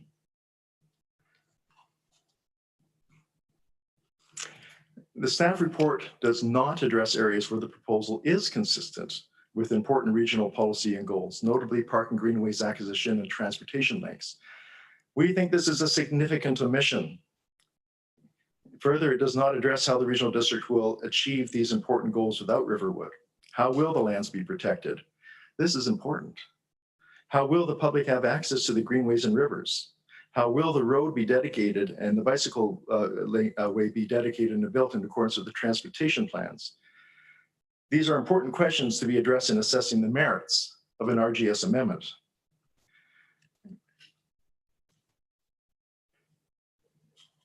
The staff report states that a policy decision to direct growth away from existing core settlement areas and their town centers in order to establish a new greenfield community will set conditions to undermine private and public investments in existing core areas. It's a statement, but it's not substantiated by details. It needs to be pointed out that the land we're proposing to develop is already a designated core settlement area. The issue is whether it is developed as a settlement node or as an expansion to the city of Courtenay. Of course, we'd be agreeable to either of those. However, timing is not good for Courtenay. Developing as a settlement node would achieve very important RGS goals, which may otherwise be lost opportunities. The staff report also suggests that settlement node is not needed at this time. Again, is the issue of timing more important than preserving the lands, providing public access and securing public roads and bikeways through the property as called for in the region's plans? It's an issue of timing and jurisdiction. The staff report suggests that the proposal does not meet climate change policy goals because of its rural location. Well, this critique would apply equally well to the other settlement nodes in the RGS, and it ignores the fact that we're proposing to develop in a location that the RGS designates as a core settlement area. To this extent, that critique challenges the current RGS. Now, in terms of the referral responses, there is a very significant problem with how the referral process unfolded. And I only learned of this after consulting with the Director of Planning from the City of Courtenay. Each of the municipalities recommended rejection because the proposal is inconsistent with the RGS. Those responses were foregone conclusions. Legally, the municipalities have no choice but to recommend rejection because the OCP and rezoning amendments must by law comply with the RGS. They were not asked about an RGS amendment. That would have resulted in a different analysis and a different discussion. I'm not saying a different conclusion, but they didn't have the discussion about an RGS amendment. I'm advised by the Director of Planning, Mr. Ian Buck, that he raised this concern with staff. To discuss the merits of the RGS amendment had to be referred to the municipalities, which it has not been. This is the same issue as applying for a rezoning that doesn't comply with an official community plan without a plan amendment to consider at the same time. There is no option but to recommend rejection. This is what happened to our application referrals. Comox First Nation are concerned that the application is located within the Comox Statement of Intent area, and they wish to maintain their rights and access to the lands and resources throughout their territory. With this response, however, which was not a refusal recommended, it was an objection, they advised that they would defer to the CVRD on this matter. We understand that we understand their concern, and if Comox First Nation and the province want to acquire the lands as a part of treaty settlement, 3L would be pleased to work with them.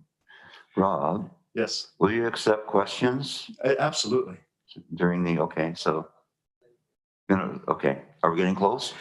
Closer, yes, much closer.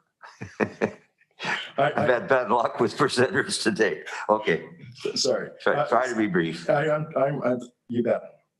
So, you know, our proposal, there is no approach with the province at this point or Comox First Nation about the lands.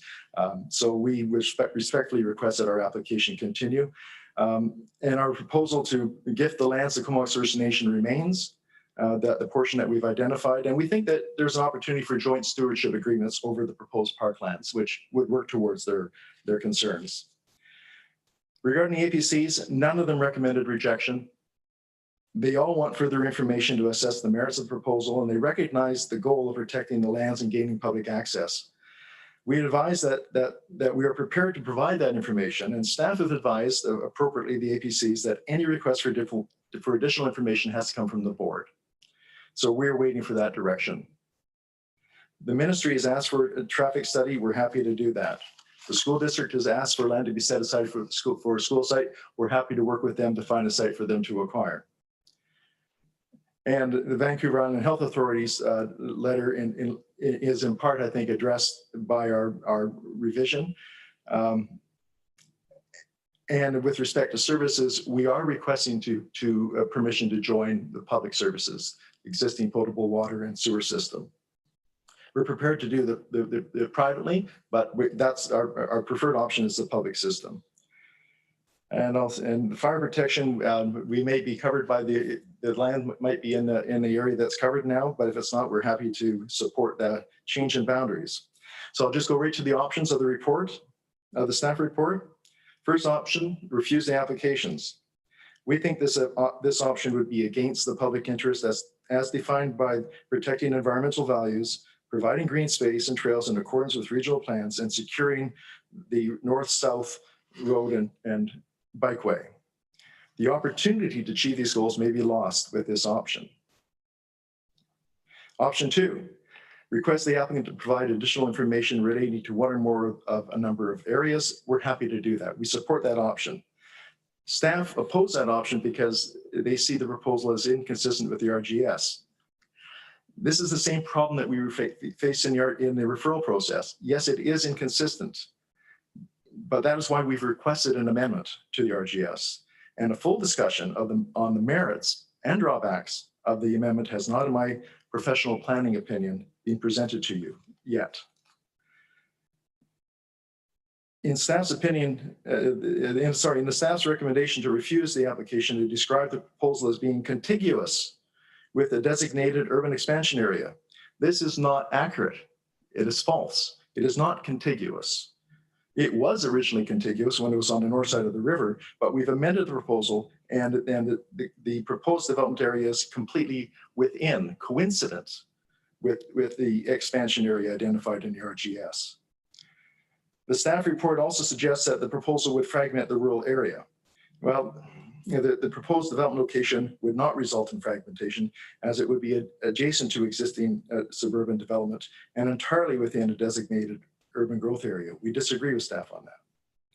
Third option, refer the application to the board to consider whether or not to initiate an amendment to the RGS. We support this option and we request that the regional district proceed with the amendment as a minor change. In our view, timing of development and whether it's outside of the city of Courtenay, we think that's minor. And we think it's warranted because of the public interest that the approval would serve. We are proposing to develop the property within a core settlement location. The settlement pattern would be respected of the RGS. The difference is timing and the approving jurisdiction. Is that more important than saving these lands for the public and achieving the stated RGS and regional transportation goals? Thank you for your time, and I'm happy to answer any questions. Thank you very much. And we do have questions, Director Arbor. Thank you for the presentation and to staff for the report. Yeah, I guess the last time we met at this table, I had made the comments that, if key stakeholders were indicating that they really wanted to proceed with that and that they expressly showcased that interest, that I may be amenable to consider it. I think we can all agree that this has not happened.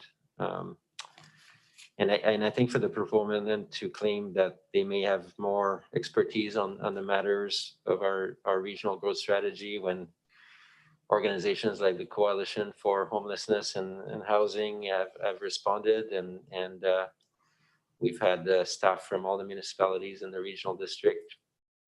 I'd also mentioned Comox First Nation. I would want to see a strong expression of support for this, and this was not included in the referral. I did write down a couple notes while you were talking. I think the staff is very well aware that I'm one of those directors that has no problem going against staff recommendation. I do that often, and that is definitely not my type to necessarily just default to what option one is when it's warranted. Transit earlier today, you made a comment that it would be a natural to extend bus service. Well, you could be aware that currently, as our chair said, the rural areas pay 9%. They receive 9% of the service and put 27% of the cash in. So I'm not sure that you can make assumptions that it would be natural that the transit link would be established for that part. In regards to amalgamation, there's other areas that are easier for the municipalities to consider as part of the RGS. So Area B is identified, parts of Area B, Royston is identified, and so there are other areas that are much easier and that may not require the same level of servicing. So I think it's all fine and good to say that this may align with some of the policies, but the question as to whether it's a priority is important. I've heard you refer many times, both in the previous presentation and this presentation, about the Parks and Greenway strategy. Yes, Stoughton Falls and in that area is listed, but it is also listed along about 17 others, right? One Spot Trail Extension, Williams Beach Forest, Wolf Lake, Seal Bay Forest, Strathcona Parkway, Marsh and Ponds, Gary Oak Ecosystem Conservation Area, Sand Dune Ecosystem Conservation Area, Courtney River Estuary, Royston Waterfront Trail, the Royston to Cumberland Trail, the Trent River Corridor, and I have a group in Royston that are interested in establishing a park along the Trent River, the ENN Rail with trail and corridor connection, the Coal Hills and Hart Creek Corridor, the Punt Ledge Triangle Trails towards Nymph Falls, and indeed the Stoughton Falls. As a board, we have limited resources and we have to make decisions about what is the easiest. I have to say that the regional district from time to time does receive land donation, and that's definitely a great way to expand parks. And some of the donations we receive one, there's one in the works with Father Brabant, who passed away. So if the applicant is willing to consider a donation of all their lands to the regional district, it will be all ears. But we have to understand that when we establish new parks, there's also additional costs that are associated with that and that we have to bear. And it's already hard to keep up with all the parks that currently exist. And the comment around other settlement nodes, I think there's a reason. I think that this region has learned that it's not that easy. It takes a long time and a lot of resources to focus on our settlement nodes. And I think we explored that at the last meeting. So on the whole, going back to the last meeting, I do have to agree with staff that through the referral process, as opposed to hearing the community say, let's do this, let's move forward with the rezoning, we have not heard that. And for all the reasons that I just listed, I would find it very hard to go against staff recommendations. So I'll pass it to other directors, but I still have an open mind and can receive more information. Very briefly, and I recognize that you need to make a decision and you'll consider a number of things, and I appreciate the open mind. Now, I understand per the staff report that there has been a number of letters sent in, but they're not a part of the public record. Are they in support or are they in opposition? Or what's the percentage? How many numbers?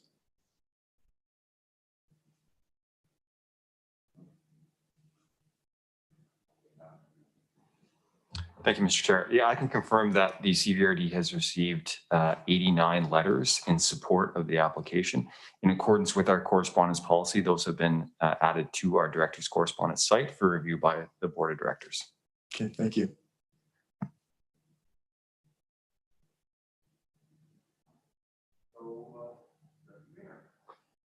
Thank you, Chair.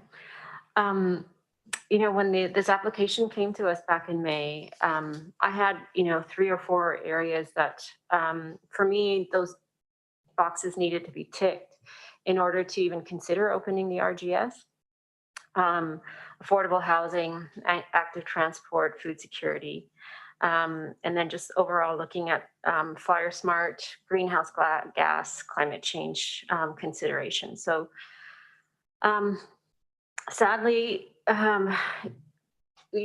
speaking to or looking at the referral from the coalition, I think what's been made clear is that it's not that we need, the priority is that we need non-market housing.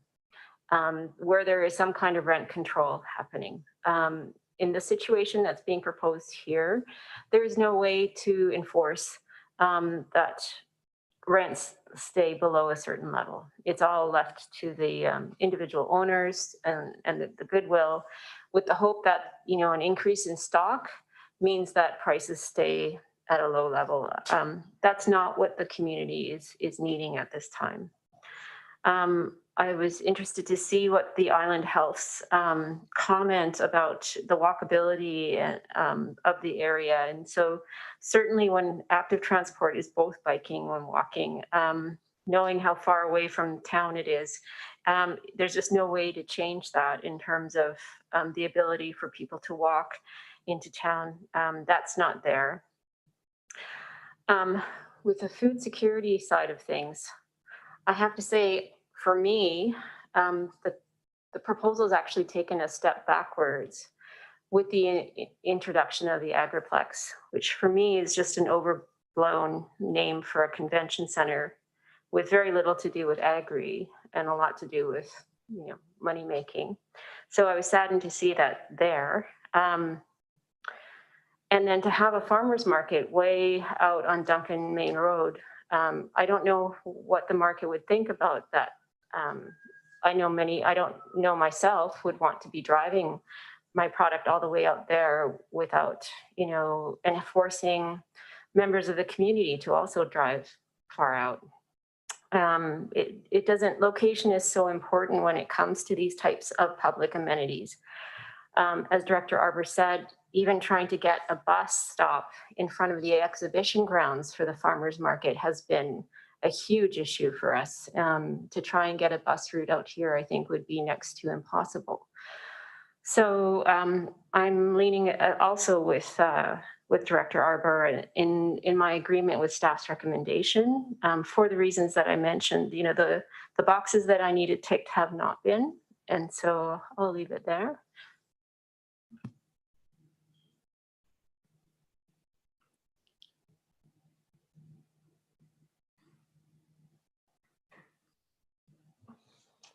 Thank you very much, directors. Thank you very much, staff, for all the time put into this. Thanks very much, Rob, for trying to be flexible. Actually, just for the record, Dave Mellon is older than me, so he's been here longer than me. But we both grew up in the Comox Valley. As did, you know, a decreasing amount of people in this area. It is sad to see these natural jewels disappear. And I think that we're losing focus here. We can't see the forest for the trees. We're talking about, you know, all these other things that don't really match our present day concept of what growth is in the valley. And we're missing the fact that this is a once in a lifetime. I think if you look through most of the comments from our referral list, I mean, just look at our advisory groups, 2 meetings with no recommendation. 2 meetings with wanting more info about traffic, housing, services. Area 3 meetings. And they want to preserve the park. They want to preserve it. They want to find ways to do it. But it's sort of like, you know, can we have progress without change, please? You know, change is inevitable. The other thing I hear sometimes is the fact that the regional growth strategy is some chapter out of the Bible. It's not. I said it before. This document was hard fought. It wasn't handed down to the then CAO of Courtenay and the mayor on the top of Mount Washington. This thing was haggled over, and during the process, things were changed. We have a 4-hectare minimum that is shall be, when originally it was should be, leaving a little discretion to directors of the day to make exceptions for exceptional circumstances. I think, the very fact that there is 89 letters of support, that's only scratching the surface. And I do agree with Director Arbor in that, in order to comment on this thing, you should be playing the game. And we know that the municipalities are not part of this discussion here. So, in order to get them into the discussion, we'd have to at least initiate some kind of amendment to the regional growth strategy. And then that would force them to actually bring their mind to bear on this. The other thing is that if you actually look at the new proposal, it is just that, a new proposal. And yet our eyes didn't get to see this up to this agenda. So all the comments from the referrals agencies are kind of redundant. They're talking about a totally different thing. If you look at my area, Area C, on the south side of the river, you'll see that whole Arden area is very close to the same density that's being proposed here for the new south of the Puntledge development. That area is full of failing septic systems. The houses are built in the 50s and 60s. We've heard that the proponent is willing to entertain changes that would, and to pay for connection to the Comox Valley systems. That's a long ways away from a standalone on the north side of the river, a huge municipal type development. This is actually contiguous to the kind of development we've got. It's just kicked up a grade. So that Arden area is probably one of the areas that we're going to have to look at sooner or later for some sewer system, because it's just getting up there. They keep the systems alive, but after 70 years or so, septic systems do fail. So I think that we need more information, and I've heard that from so many people, especially the APCs. And of course, we can't ask the developer to go back and do all this work for nothing. You want a transportation study, you get down to all the fine engineering of this thing. The long and short of it is that it's all about that parkland. It's all about that we won't have another chance at this. And to sort of blindly go on about the regional growth strategy, sure, that's a document. It's a great overarching document. It gives you direction. But for God's sake, it's not something that is written in stone. We've seen where, basically the baseline information for that document came out of 2007, 2008, very different time. Some of the figures are grossly exaggerated, like population, what have you. So they based a pre-economic meltdown document is what we based our post-economic meltdown 2010 RGS on. And not to take away from all the different special interest groups out there that want this, that, and the other bloody thing. We got to be able to accommodate it somehow. We got to keep this conversation going forward. To say, oh, well, we didn't like the first one, so it's the same south of the river. Well, that's absolutely not true. I would say if you brought this and trotted it out again, that you have some little different responses maybe from some of the referral agencies. It's about change. Change happens. Human beings, even we consider ourselves pretty progressive here in the Comox Valley. But even us, it's been proven that people usually live a decade behind the times in their minds because we can't keep up. This is an opportunity to keep the conversation going forward. And that's all I'm saying. No hard decisions at this point. Is there a way? Sure, there's got to be a way. Will it involve a regional growth strategy amendment? Yes. The regional growth strategy has been starved half to death by previous boards that wouldn't even contribute a penny towards its any review in the past. Apparently, we're going to be doing one next year. We'll have to see about that because we're quickly slashing budgets on everything. But can it be accommodated? Well, it has to be, because when you're stuck with a 9-acre minimum lot size, when the other lots, you know, a few hundred meters to the south are all pretty well urban-sized lots in that area. So it does figure that there could be some benefit to having a sewer system go right past it. We've got to look to the future, folks. We talk about the 20-year horizon of the RGS. Well, it's already half over. So we have to open our eyes and find out how we can somehow reach an agreement, compromise. I know that's a big word these days, that would put those lands in public hands. So I beseech this board, please, let's keep the conversation going forward. There's got to be a will, there's a way. I don't know what that is, but I'm sure if the will is there, the way will come.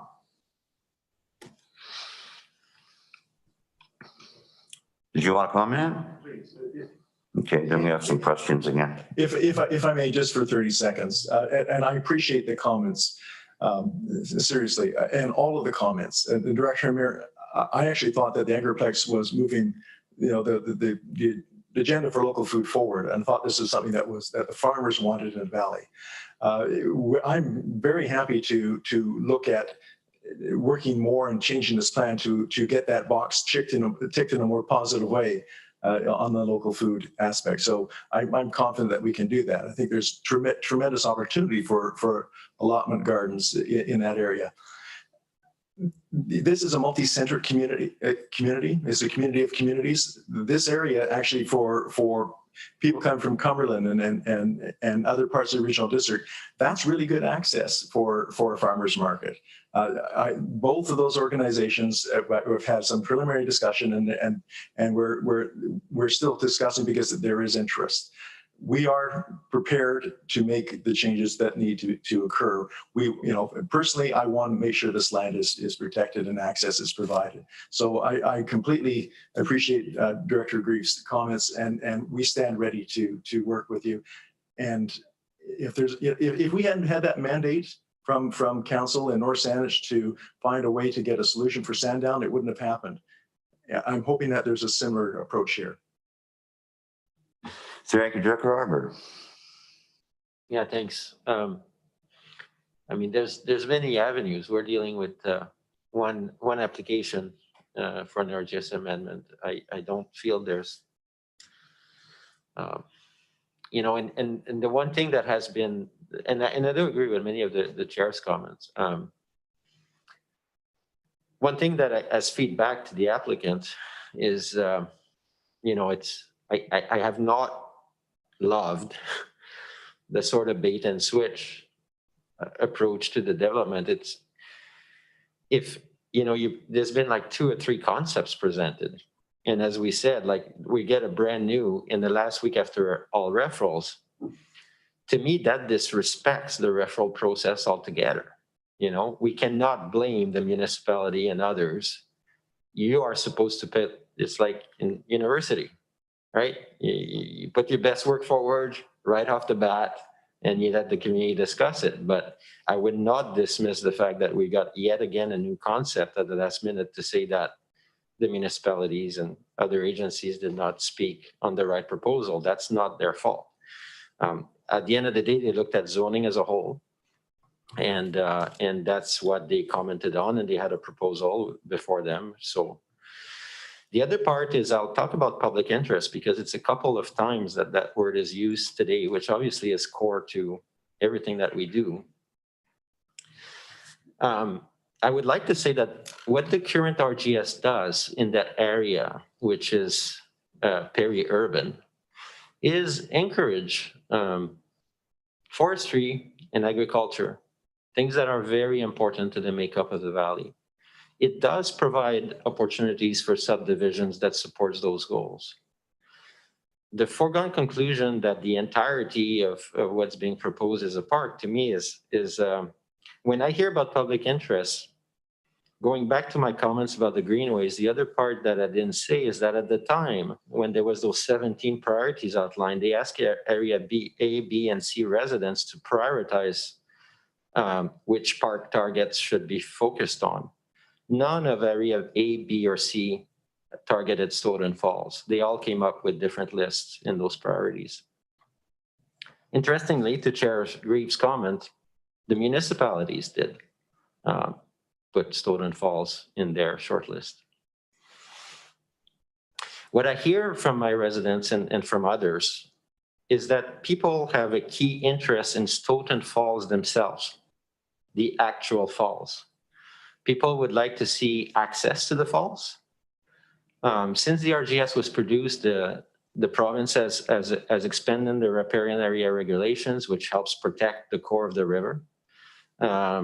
We could expand on that in a little bit of a park, but not all elements of that park would be easily publicly accessible. So even on that side, I'm not sure how the applicant keeps going back to say that this is a core priority of our greenway strategies. I have not seen the evidence when I reviewed those documents.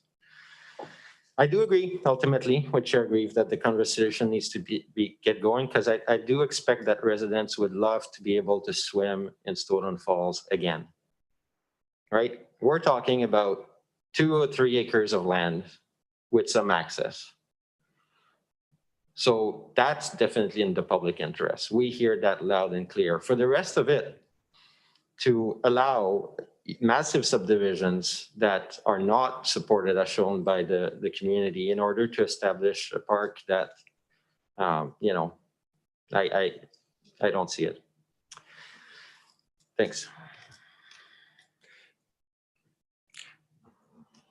Rob, I think you want to correct one error there. I would, and first of all, I really apologize if you think this is a bait and switch.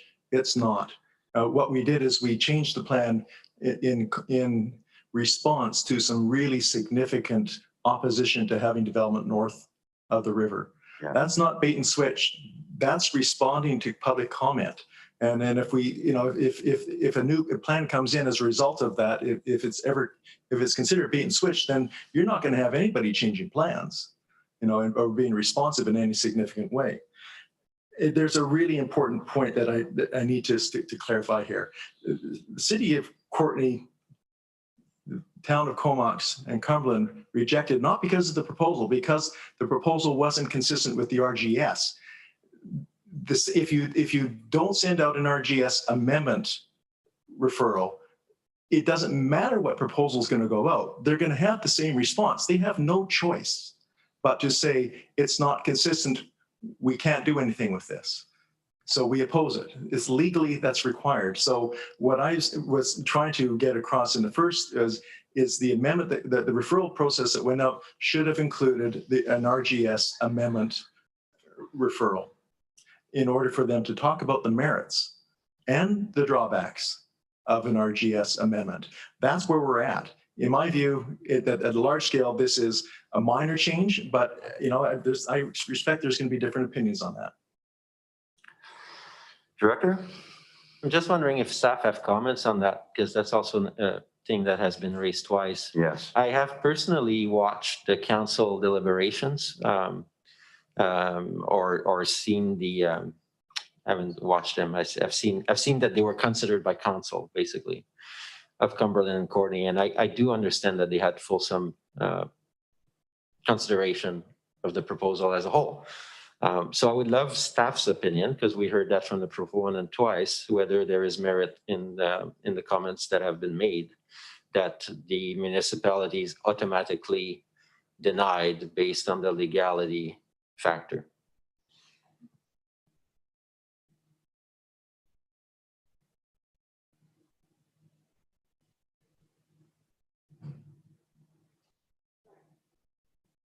Helena? Thanks very much, Chair Grieve. Through the chair to the directors, a couple of pieces I guess I would address in that. So you'll remember when the RGS was amended back in 2018 to set out a process for an applicant to put forward a proposal that didn't comply with the RGS on the table for the board's consideration.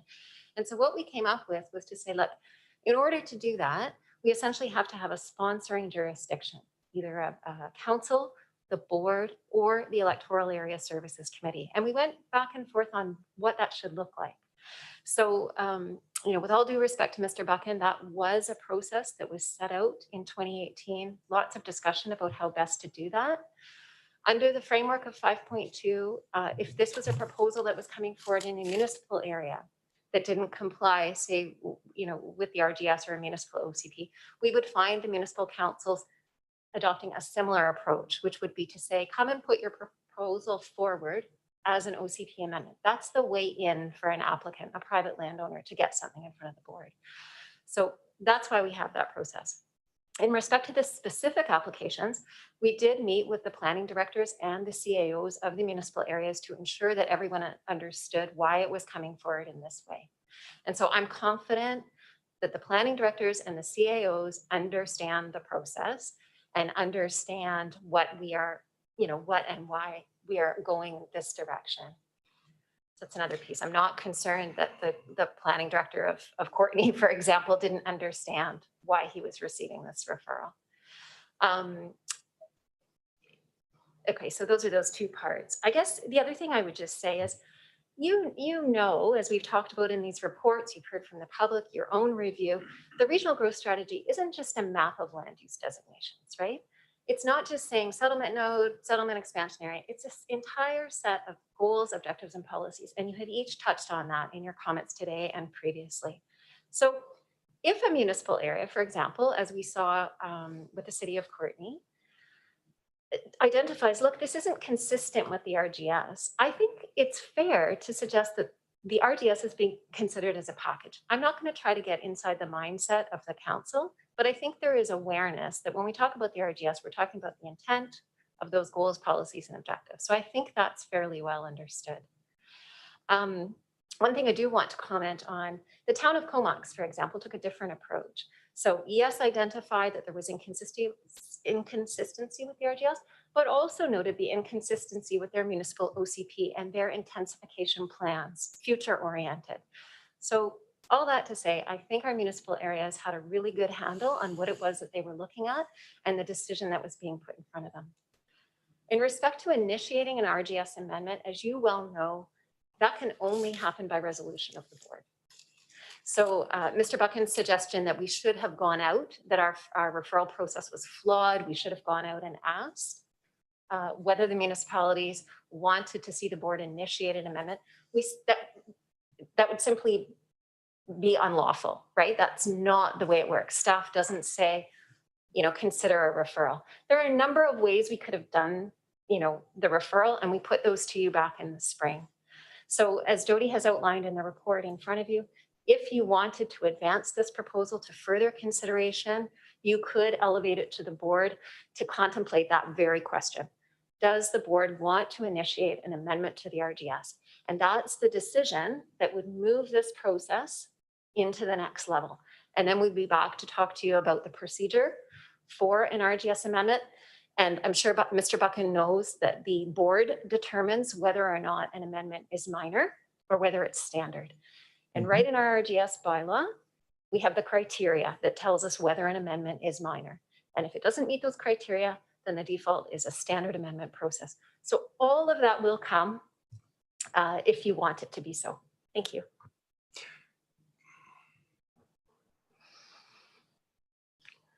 Well, personally, I would encourage that we do initiate the larger conversation. I think it's just too much at stake. One more? Please. Okay. Just to clarify, I don't have to guess what the intent was in the discussion by the director of planning for the city of Courtney. he told me they had no choice. They did no review on the merits because they didn't have the right referral, and he expressed that concern. I don't know to who, but he said he expressed that concern to CVRD staff. So it's them that are saying that they couldn't, not me. I understand the concern because of how the law works on plan things having to be consistent with the RGS and the OCP.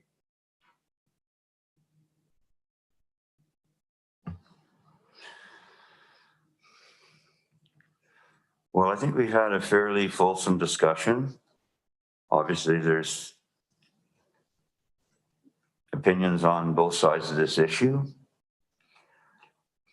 I'm trying to encourage the conversation to go on. That's what I'm hoping. And question to staff, with the new version of this application and the fact that the APCs didn't have a chance to look at those, in essence, to me at least, this is almost a different application. So is the best way forward to just kill this application and let the proponent bring forward a different one at a later date? I think it's a year before they can bring it back, isn't it? Lana? Through the chair to the directors. So a couple of things. When Mr. Buchan advised that he is working with his client to develop some amendments based on the feedback, he did say to us, you know, what should I do with that? Should we take that to the APCs? What should we do? And we explained that the reason that we wanted to put it in front of you first was to give you the opportunity to decide, is this, you know, does it have sufficient merit that you would like to send it out again for external referral? So that's, you know, the timing, it was very tight, but here we are. If you wanted to do that, then certainly you could direct staff at this point to accept the revised application from Mr. Buchan or consider the revised application from Mr. Buchan and send it out for another round of external agency referral. We would certainly do that if that's your instruction. But for the developer to actually spend the money and do some of the traffic studies and all that stuff, I'm thinking that would need a bigger level of commitment in order to trigger that. Or is that a question for Rob?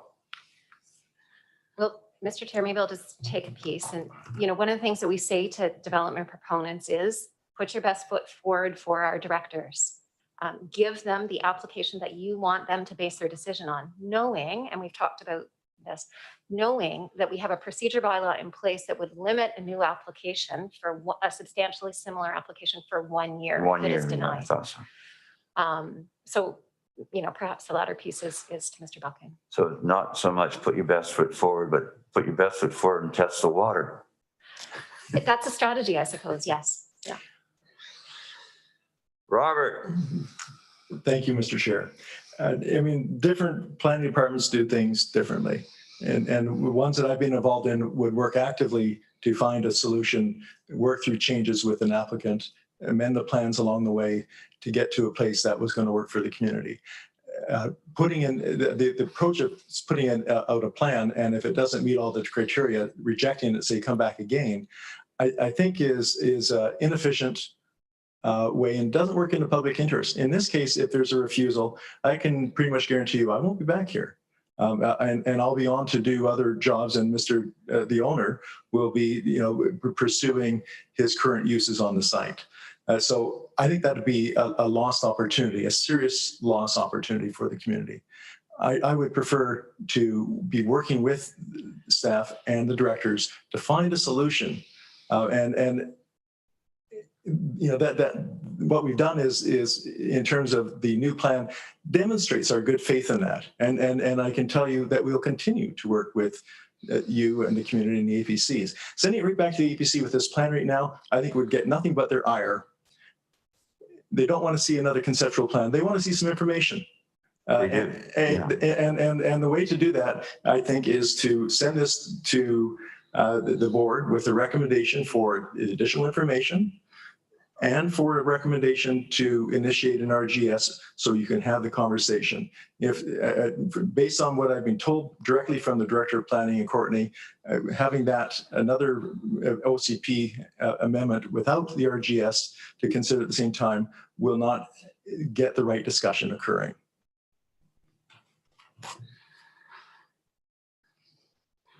Daniel. Yeah, thanks. Thanks for the additional information to both staff and the proponent.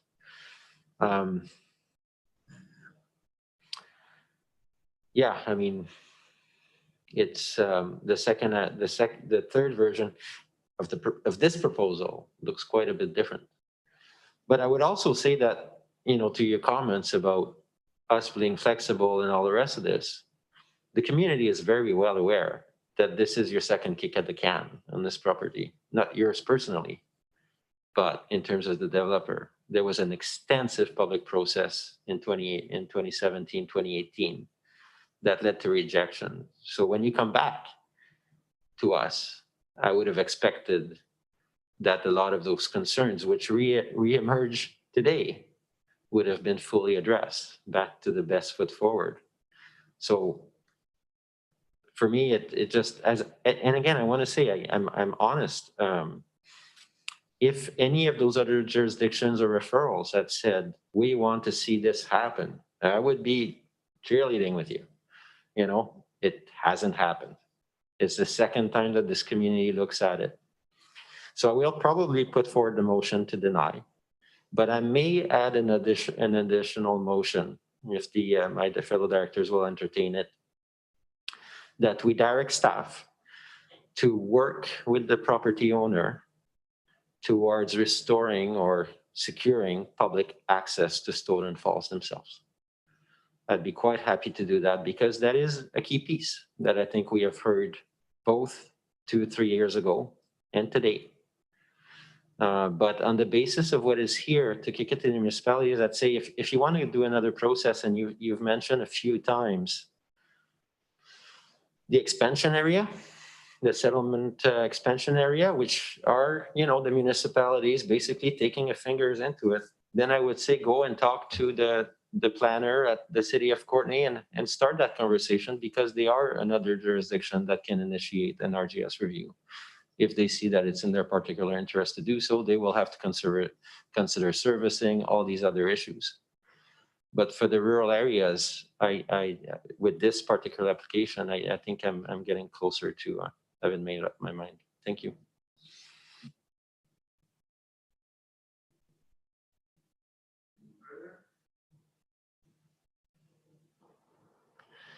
Well, before we get on to something even more exciting like chickens, backyard chickens, of course,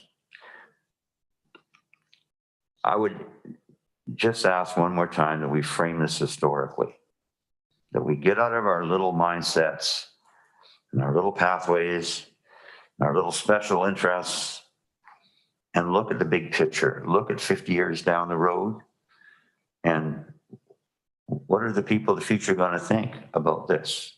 This may not be the perfect RGS amendment.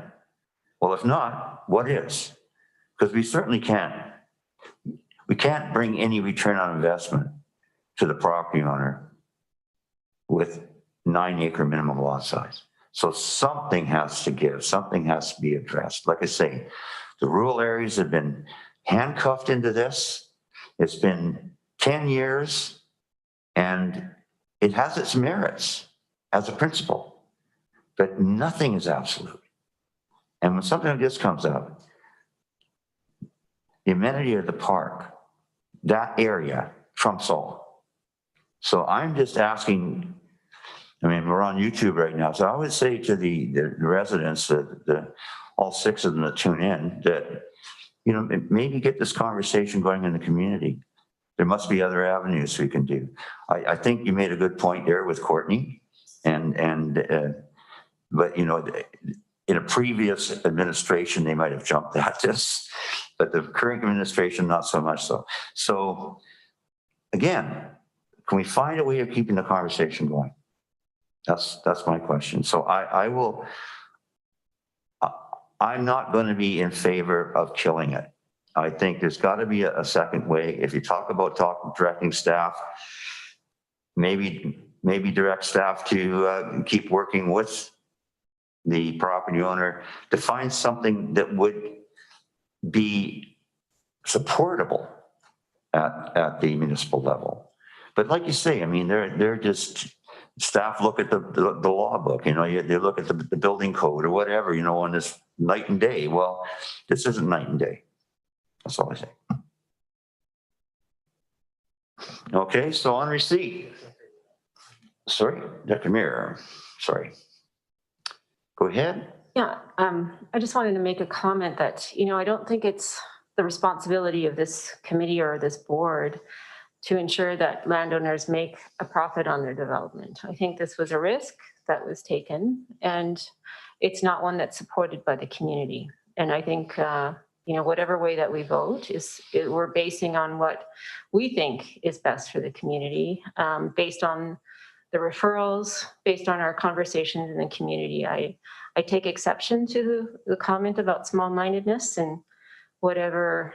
I never said that. You know, I think both Director Arbour and I are looking very much forward, future planning, what is happening to the planet, not just our community. And this development does not serve the forward-looking lenses that I have particularly. So. Thank you very much. Okay. I think I've got a reboot here. Sorry, folks. We're on receipt. We're on receipt anyway, so it's not coming up. Okay, so we can vote on receipt. All in favor? That carries. Is anybody willing to move an amendment?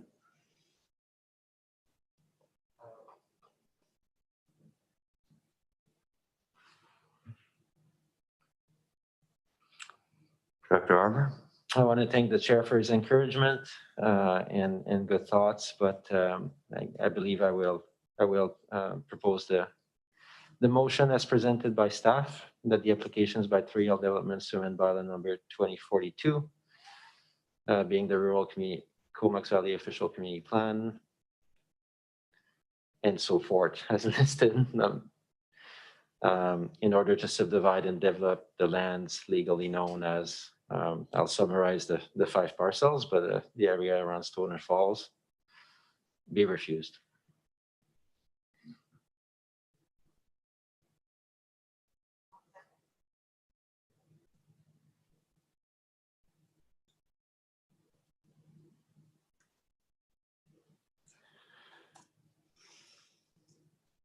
So we're moving seconded on it. I'll poll the board. No, just kidding, folks. Anybody in favor? And please note, I am totally opposed.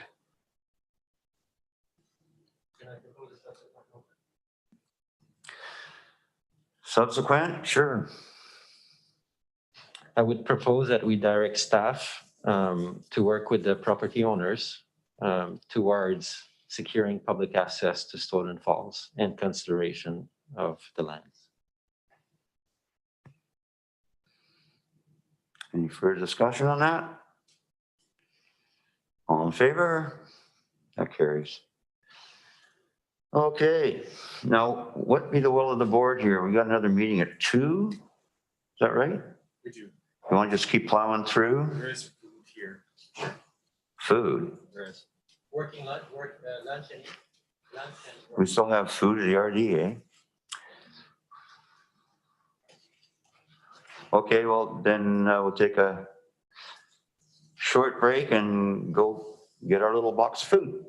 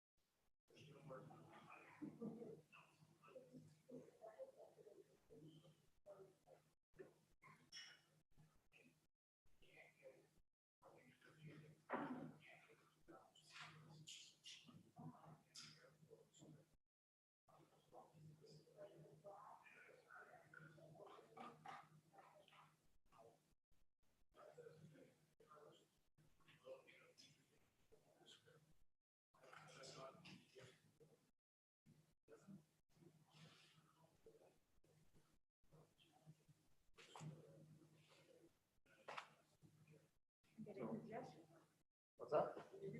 Yeah, I know. It's a good thing that I used to ask normal. James was saying that there's two,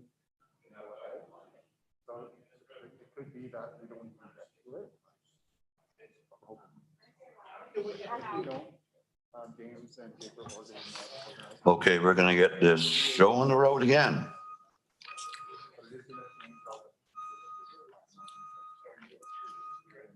Yeah, motion to vary the agenda, to bring forward 8, 9, and what's the other most time sensitive one? 14. Okay. All in favor? Number 8, regional adaptive strategies. Well, call this meeting back to order first. A report dated November 2, 2020 regarding regional adaptive strategies, Vancouver Island report, and possible participation in implementation phase for receipt. Okay, and I believe we have somebody on the line. Yeah, and I think Jody McLean, did you want to make an introduction to our guests on the line? Thanks to the CEO, to the chair and directors. On the line, we have Foster Richards, the project director for the BC Agricultural Food and Climate Action Initiative, and he'll describe this report and the program here. Just a background here, last year, the regional district, along with the Comox Valley Farmers Institute and the Mid-Island Farmers Institute, were asked to participate in an advisory committee being formed by that BC Agricultural Food Climate Action Initiative for the purposes of developing a strategies document related to the island's agricultural sector's adaptation to climate change effects. This committee was also populated by farmers institutes and producer group representatives from up and down the island, as well as the other regional districts and the Ministry of Agriculture. And the result is this Vancouver Island Regional Adaptation Strategies document. The document identifies most immediate and direct anticipated effects of climate change in the 2050s to 2080s timeframe, and prioritizes actions that can be taken now in the short term in the next 3 years to help this transition. What's unique about this document is that it is about those actions that require both farmer group and government participation to implement. There's a host of actions that individual farmers can take and many that government can take by themselves, but this document is about those joint actions, and this organization is a vehicle for taking those actions. This regional district is again being asked to participate on the advisory committee for the implementation phase of these actions as they're delivered. The projects are being delivered island-wide, so there's no obligation for any individual regional district to participate. And the financial resources are being provided by the Federal, Provincial, Canadian Agricultural Partnership. So, Mr. Chair, staff will be recommending that continued participation in the advisory committee throughout the implementation phase to help keep this initiative going. Also on the line is Leroy McFarland, who is part of the Mid-Island Farmers Institute. He was a representative on this advisory committee also. But Mr. Foster Richards has a presentation here. Hi there, can you hear me and see my screen? I think so. Great. Sorry, I just got a little message that someone was trying to sign me out because I think I had the Zoom slot for our organization booked. So I hope I don't get dropped, but I'm just going to jump right into things and hope that doesn't happen. All right, so thank you all for having me. And thanks, Jody, for that introduction. That was actually a really great summary of the work that we're doing. So yeah, I'm with the BC Agriculture and Food Climate Action Initiative. And as Jody mentioned, we've been working in BC for 12 years, including some previous work on Vancouver Island. But specifically, starting in the summer of 2019, we've been working with on Vancouver Island with partners up and down the island to produce this document, the Vancouver Island Regional Adaptation Strategies. So just quick outline. I know this will be a fairly quick presentation, so I might jump over some things, but hopefully any questions you can ask me at the end.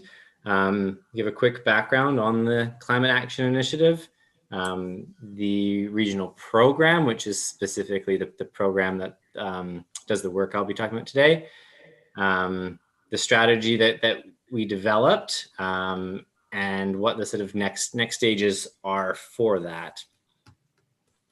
So CAI has been around, as I said, since 2008, and it was actually started at the initiation of industry, the BC Agriculture Council and Investment Agriculture Foundation.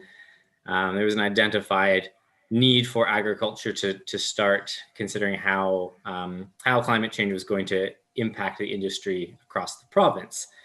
So some initial work was done, and effectively the focus was shifted to adaptation, and adaptation at a regional level. So when I say regions, today I'll be referring to our regions. They don't necessarily line up with regional districts, although in some of our areas they do. It's more linked with an agricultural land base that shares a similar climatic zone. So the initial round of the regional adaptation program started in 2013. I'll mention real quick, we have another program that does do more on-farm research, and the regional adaptation program that this is a part of tackles those broad, we say, beyond farm gate challenges that require partnerships between industry and different levels of government. So the initial round, starting in 2013, developed plans for those 6 green areas on the map. 5 of those 6 regions received continued funding support under the next round of federal provincial funding that started in 2018.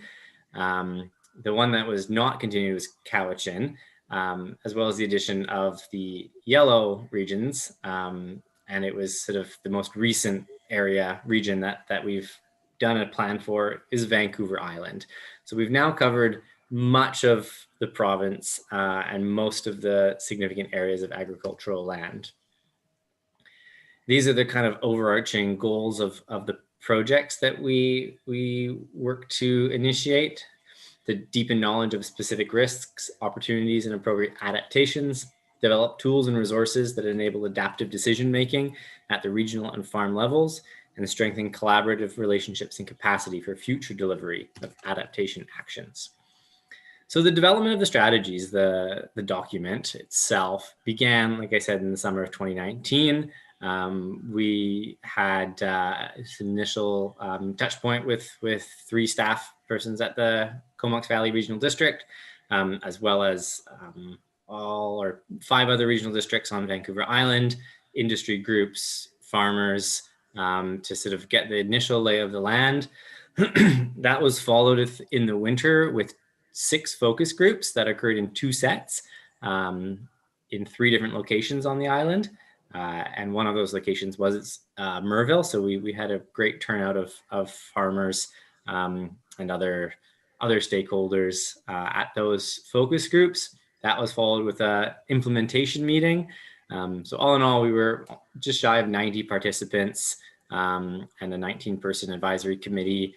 And that all of the information gathered, and these were sort of several hour-long sessions with brainstorming and presenting the different sort of climate change impacts and working through what they meant for agriculture, as well as what solutions could be seen for the industry. The result was that was all put together into the strategies, which was released in June, in the summer. I think I'll move a little more quickly through this. So effectively, the strategies fall under categories of main impact areas. And then within the strategies, there are specific actions. And those specific actions are what we, in the implementation phase, which I'll get to, are what we actually work into projects. Oops, pardon me.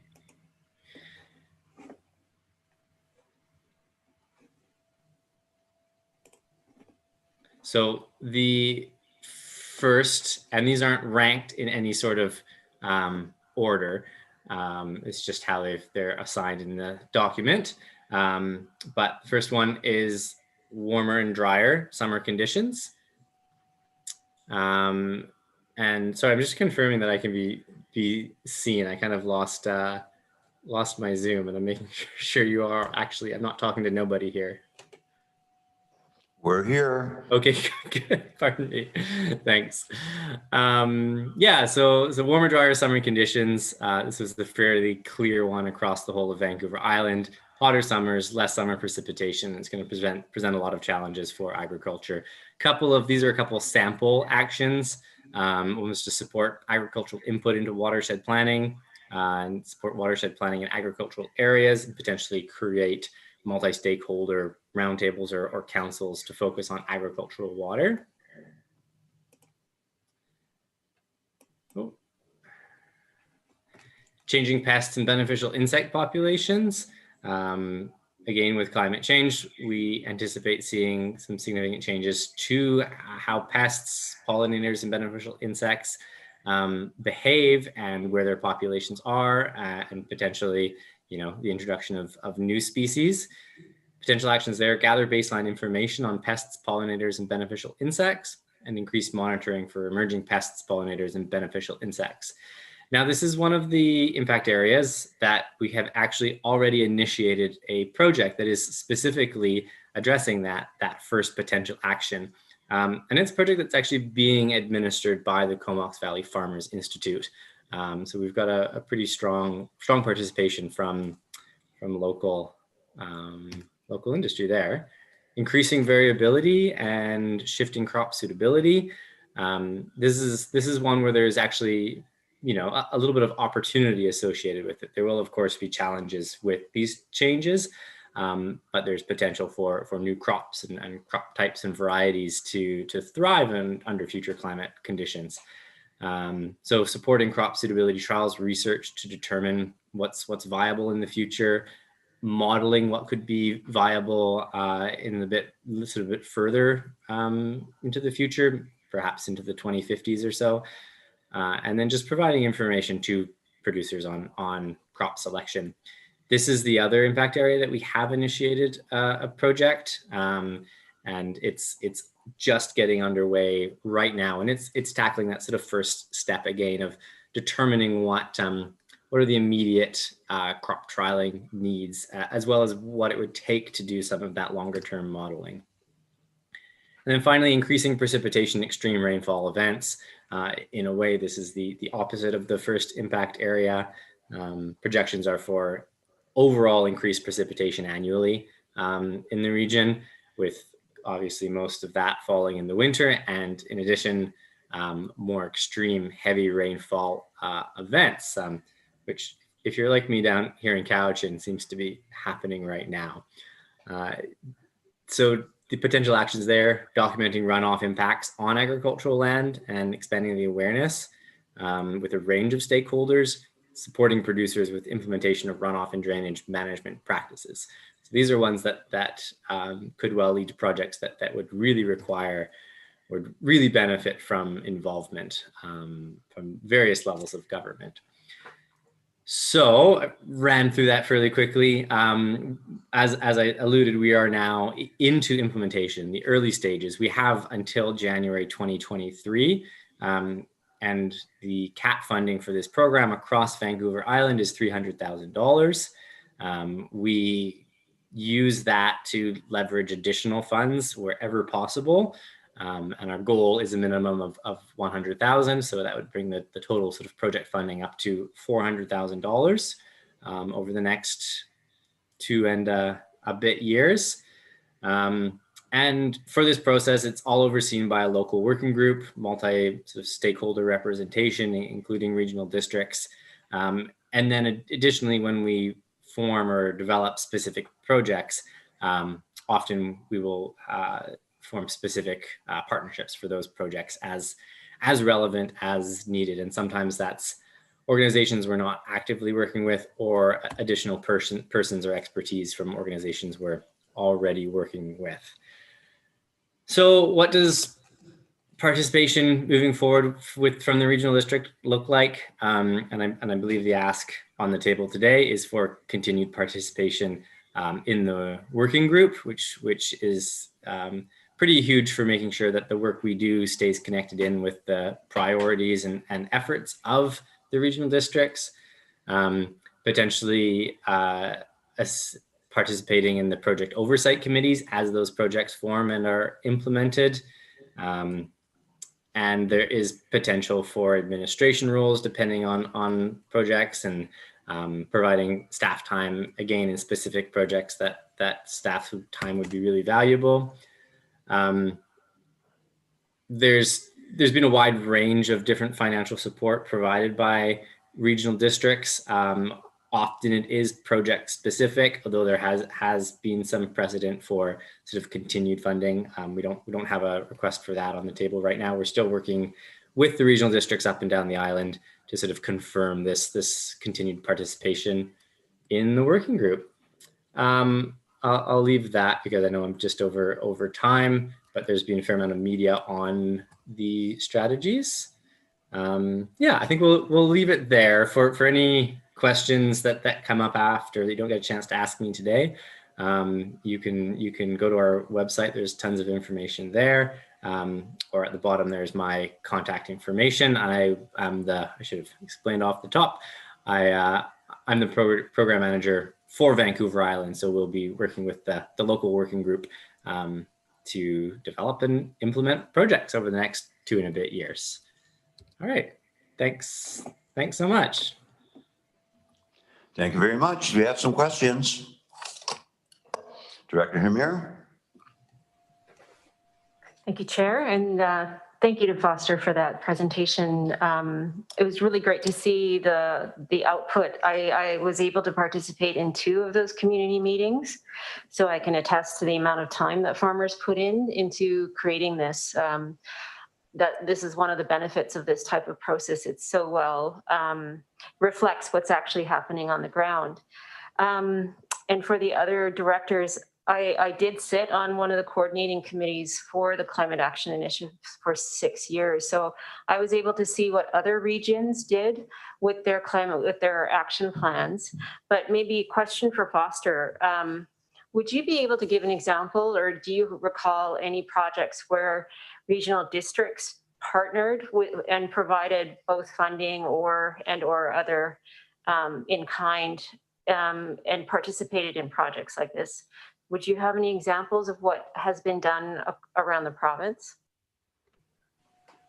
Absolutely. One project that comes to mind, and it was before my time, but I know that the regional district was pretty key, and that was in the Peace River Regional District. There was an establishment of a weather monitoring network and system that the regional district contributed both funds and staff time to. In my time, in the last couple of years with Climate Action Initiative, a flooding toolkit for agriculture was completed in the Fraser Valley, and the Fraser Valley Regional District was a key partner in that, as well as a funder. Yeah, and then in one of our regions is specifically the city of Delta, the municipality, and they have been partially because of the nature of that region, but they've been an essential partner and have funded all of the projects that or have provided some funding to all of the projects that I've been involved with there over the last 2 and a bit years. And those were largely around water supply, as well as one around flooding communications. Thank you. You know, I see some other potentials with what our goals as for the RD and this project, specifically around the crop suitability. I'm thinking that has quite a big economic development aspect to it, that certain regions in the community, I'm thinking actually Denman Hornby, that have like a much larger, like a longer growing season, where they may be able to actually take advantage of the longer frost-free days to grow crops. I just saw Salt Spring had their first commercial harvest of olives this season. So, and Foster, I know you know this area quite intimately, having farmed here. Do you see any other potential projects that we should be looking at and potentially getting ready to put forward? And a second part of that question is, you want to have, what's the funding ratio that is needed to sort of access some of that $300,000? So I suppose to the first question about upcoming projects, we have 2 projects in development right now that are within the impact area of warmer, drier summers. So addressing watersheds. until those have gone to, I can't provide any more detail until they've gone through our working group. But they are both ones that I think will be of interest to the regional district for sure. And actually, likely the work that has been done, I think with respect to the Solom River watershed plan, will be something that will likely feed into those projects if they go forward with our working group's approval. So that's the next area we're working on. And then I think exactly what you've identified with the upcoming phases to the 2 projects we've started. I'm not sure I perfectly understood your question around the funding ratio, but generally we don't have a requirement for participation for funding. It's I think certainly for participation we would really hope to have staff participation, and then for funding for projects we would approach that on a project by project basis. Okay. So there isn't a minimum requirement of any sort. Okay. All right. Because I saw like the $100,000 target. So I was assuming you kind of were looking like a 1-to-3 ratio or something like that to meet that target. But I'm glad that flexibility is still there, so that maybe some of the farmers institutes that don't have a lot of financial resources can still participate without putting money up front. Absolutely. Yeah. Okay. Great. Thanks.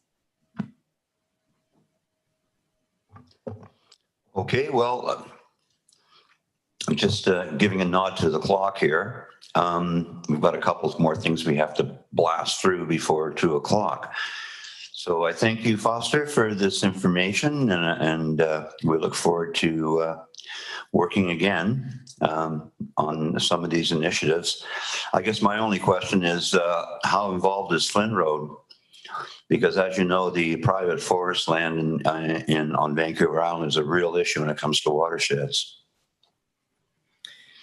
Yeah, we had representation from Flynn Road at some of those sessions earlier, and we will be re-engaging with them on specific projects. And that topic area, watershed function and health, is one where we wouldn't proceed in a project without their participation, likely on the oversight committee or in some kind of some sort of role. So they don't sit on the working group though.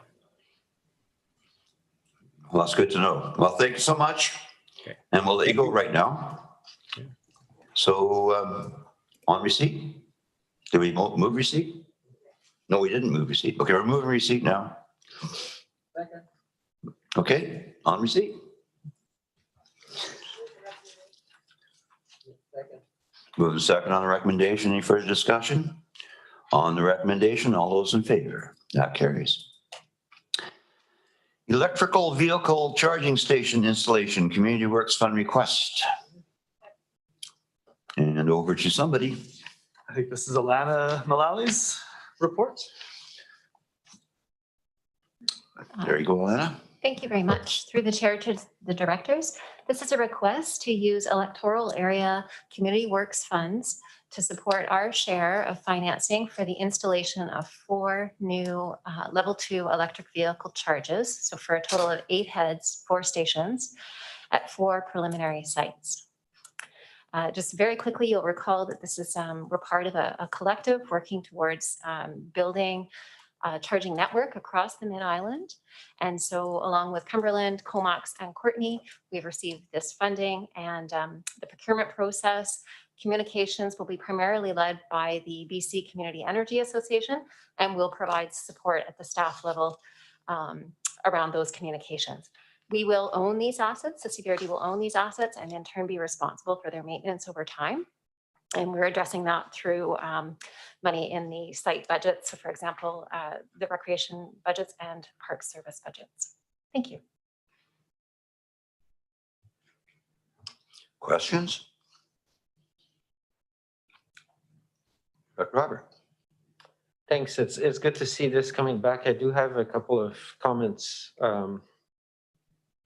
especially because 3 out of the 4 locations, the sports center, the aquatic center, and the exhibition grounds. And I know we were looking to use internal budget through the sports commission potentially to put in stations. So I'm wondering if outside Community Works, we could also have a discussion with the sports commission. Partly why I'm talking about that is I think there would be value in taking just a bit of extra time to consider putting, and I realize our grant is for level 2 stations, but with the scene around EVs, it'd be great to consider if we can put in level 3 stations at those locations. And if it costs a little more, perhaps Sports Commission or others could use that at joining. And then the second thing is there's good developments happening right now. Like BC Hydro just added a second supercharger at Superstore. So I'm always interested in seeing, even though I know this, we're receiving the grant, which is great. We presented the framework, but even a phone call or asking the Mid-Island Network to talk with Tesla or BC Hydro to see if there's any synergies to be had. I'll be quite happy if we put in some level 2, but I'll be ecstatic if we could pull off some level 3 at those high use areas, sports center, aquatic center, exhibition grounds. So that's my feedback to staff. I'm not going to make any motion to that. So, but I'd be thrilled if this was explored.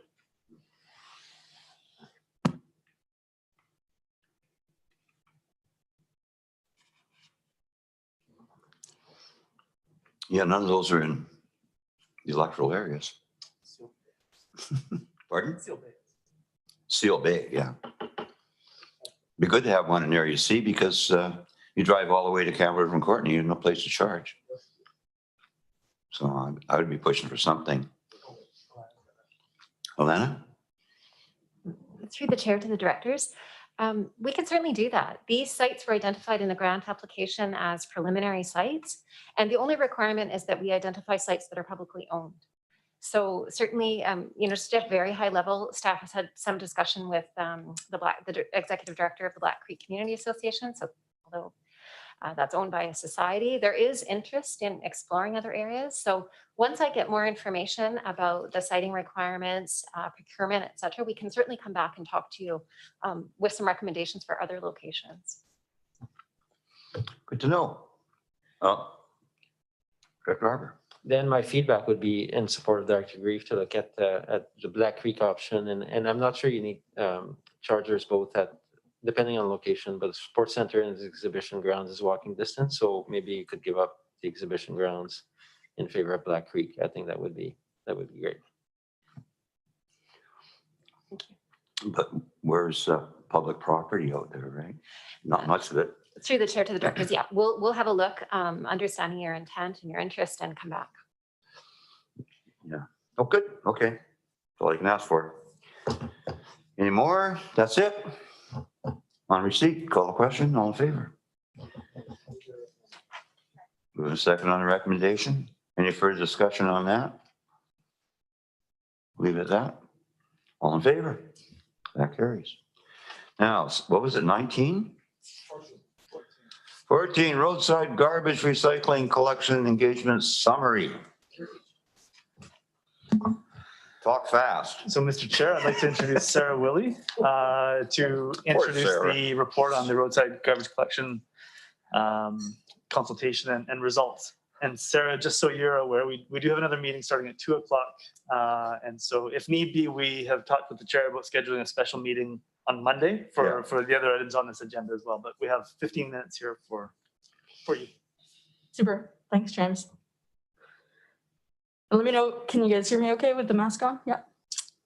So Jake's just going to pull up the presentation for me, but I'll get started in the essence of time here. So our consultation completed in September, and consultants went through those results. We had over 3,000 responses. There's an excellent response rate, a significant interest in this issue from the public. We took a direct mail approach, and that was to avoid an open house situation. At that time, we weren't really prepared to move forward with a consultation like that. And we think it was money well spent. The graph on the right, a little difficult, but that's number of respondents over time. So we saw a real strong response from that direct mail. That's that initial peak. And the second peak there is our news release distribution. So again, a little bit of a peak there. So we did find that the technology barrier of using an online survey was overcome through allowing for feedback through telephone. So we had over 250 people choose to call in. And you can see the number of written responses was significant. And those responses were reviewed by the consultants and summarized within the report. And as well, I also read the individual written responses. Next slide. So taking all of that information in, we've come to a recommended service level that we're looking to put forward. And that's biweekly garbage collection with 2 cans in each pickup and biweekly recycling with unlimited collection. So looking at our neighboring municipalities as well as best practices across the province in rural areas, a biweekly garbage pickup is a lower cost management option, and it allows haulers to alternate their equipment with recycling and garbage. We looked at the results compared to those with subscription service now and those who use the landfill as their primary disposal facility. And there was a stronger preference for landfill users for a lower cost option. We think that'll appeal to them. For subscribers who might be used to a slightly higher volume in the number of cans, we're offering additional bag tags to increase from 2 cans biweekly to potentially 4 cans biweekly is what we're thinking right now. We're looking to strike a balance here. You know, for some, this is gonna be a reduction in their current subscription. For some, this is gonna seem like too much. So we're trying to find a cost-effective service that's gonna meet our needs. Thank you. Next slide. Along those same lines, we also ask questions of the residents about their current management of organic material, both yard waste and food scraps. We did see a significant number of people composting their food scraps and composting their yard waste, which is great. A yard waste service was supported by 50% of respondents, weekly, monthly, or seasonally. Seasonally was stronger preference. And we feel that a seasonal option in the spring and the fall will benefit all residents. It will reduce burning of yard waste. It will allow for the management of woody materials that are difficult to compost in a home composter to be managed responsibly. And it'll also reduce the number of vehicles traveling to the landfill at those peak times. So we think that, again, this is striking a balance between cost-effective and service, a good service for the residents. Thank you. Next slide. One area that we don't have a definitive response in is the service area boundary. And that's, you know, you can see through the 2 maps that I've shown here. The first phase of consultation was around asking the question, do you want to a service? You know, are you interested in a service? And for that reason, we created 13 coarse neighborhoods to get that response. What we're now putting forward is a more definitive question. You know, you're going to be in this service. Are you okay with that? You know, do you support this or not? And for that reason, we're going to be developing a map that's much more detailed. It's going to show property boundaries. People will be able to tell clearly whether they're in the service or not in the service. And through that, we can also look at the lot sizes, we can look at the lot uses, and we can make some decisions based on that information as to who's included and who's not. So for Area B, we're looking at including all of Area B with some of that refinement that we speak of in terms of property use and size. For Area C, it's the majority of Area C, with the exception of the Forbidden Plateau Road area. Staff feel that that area, we got a low response rate. It's a difficult area to service, certainly at the top operationally. And of course, if a service was created, residents there could ask to join in the future. For Area A, we're looking at the Fanny Bay, Union Bay area, and excluding at this time the area around Minto Road. And again, suggest that because that area is adjacent to the existing Royston service, residents in favor there could petition to join the existing Royston garbage collection service. Overall, we found that people who are closer to the landfill they have a stronger preference for the landfill as their primary disposal method for garbage over subscription service. And fundamentally, those who are taking their waste directly to the landfill have a lower cost current management than those who have a subscription, and therefore they see less benefit in the creation of a service and joining of a service. Next slide. So our next steps and key messaging. We really heard some things that we want to clarify with residents around, for example, this CVRD is not going to be buying trucks and using unionized staff to deliver this service. Our intention was always to contract with private entities that are in existence already providing this service. That CSWM costs that residents may see on their tax bill right now, that does not cover a curbside service. This would be an addition and making sure people understand what that means. And that we will be looking for exemptions for groups, not for individuals, to address things like businesses and agricultural land use. We're looking at targeting Q1 2021 for phase 2 consultation. That is my abbreviated presentation. Is that as fast as you can talk? Jeez. With a mask on, yes. Need like a 13-year-old girl to deliver it, right? Can't even listen that fast. So we got some questions for Director Hamir's been waiting. Thanks to Chair, thanks to staff. The report was, really well put together. I was so glad to see the response rate. And I think, I do agree with the level of service that staff are putting forward. I think it is the best of all of the different worlds, and trying to juggle everyone's needs around a cost-effective service that still meets their needs. Just a couple of questions on the recycling. I wasn't sure if I think I missed it in the report. What level of materials recycling will happen? Will styrofoam and glass be picked up, like the stuff that's not usually picked up in services? Is that going to be included, or do we know that yet? The collection of styrofoam and plastic film would not be included. Okay. Glass is an option that we have, but it would need to be separate. At this time, we wouldn't be recommending the inclusion of glass for cost-effective reasons. And so then maybe the answer to my next question is, will residents be required to separate, or can all of that be mixed? They would separate those materials and bring them to a return it depot or the landfill depot. Oh, sorry, I meant for everything else that they are, like their cardboard, paper, everything else. When they put it out to the curbside, are they putting in separate containers? We would have single stream, so it would not be separated. Sorry, confusion. And yes, I love the co-benefits of the yard waste, helping to support the need that we have around air quality. I think that's a great idea. The question I have is at the landfill, with the increased amount of, I would call brown carbon material that will probably be coming as a result, how is the landfill for receiving that material? Is it difficult to manage, or is it a benefit? I guess I see it in a way that material is already making its way there just through individual self-haul trips. Exactly. Or it's being put into the garbage and picked up by the garbage haulers. So I think it wouldn't result necessarily in an increase, but maybe a concentration at certain times of the year. Mm-hmm. And I'm assuming that's going to go into our organic stream at the, in Campbell River, or where is that material going to end up? Yeah, we'd have to consider that.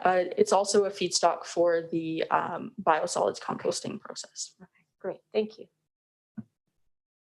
Director Arbor. Yeah, just shortly, great work. Highlights for me, 77% support for moving forward potentially with a service in Area A, up to 80% support. Now this is 550 responses in my area, but clearly my residents want to hear more, and I know they also want to understand how the contracting and all that will occur. But wow, great, definitely calls for phase 2, and I very much look forward to engage in that and let our residents know this month that the result, because they've been asking already on Facebook, what's the result of the survey? So now we have it, and I look forward to share it broadly. Thank you. Yeah, I just want to add that it's a great job. It's actually astounding how much response you got on this thing. So, I mean, I think it's ours to lose now. We just have to keep going forward, keep it positive, and 2022 for me and you. Thank you.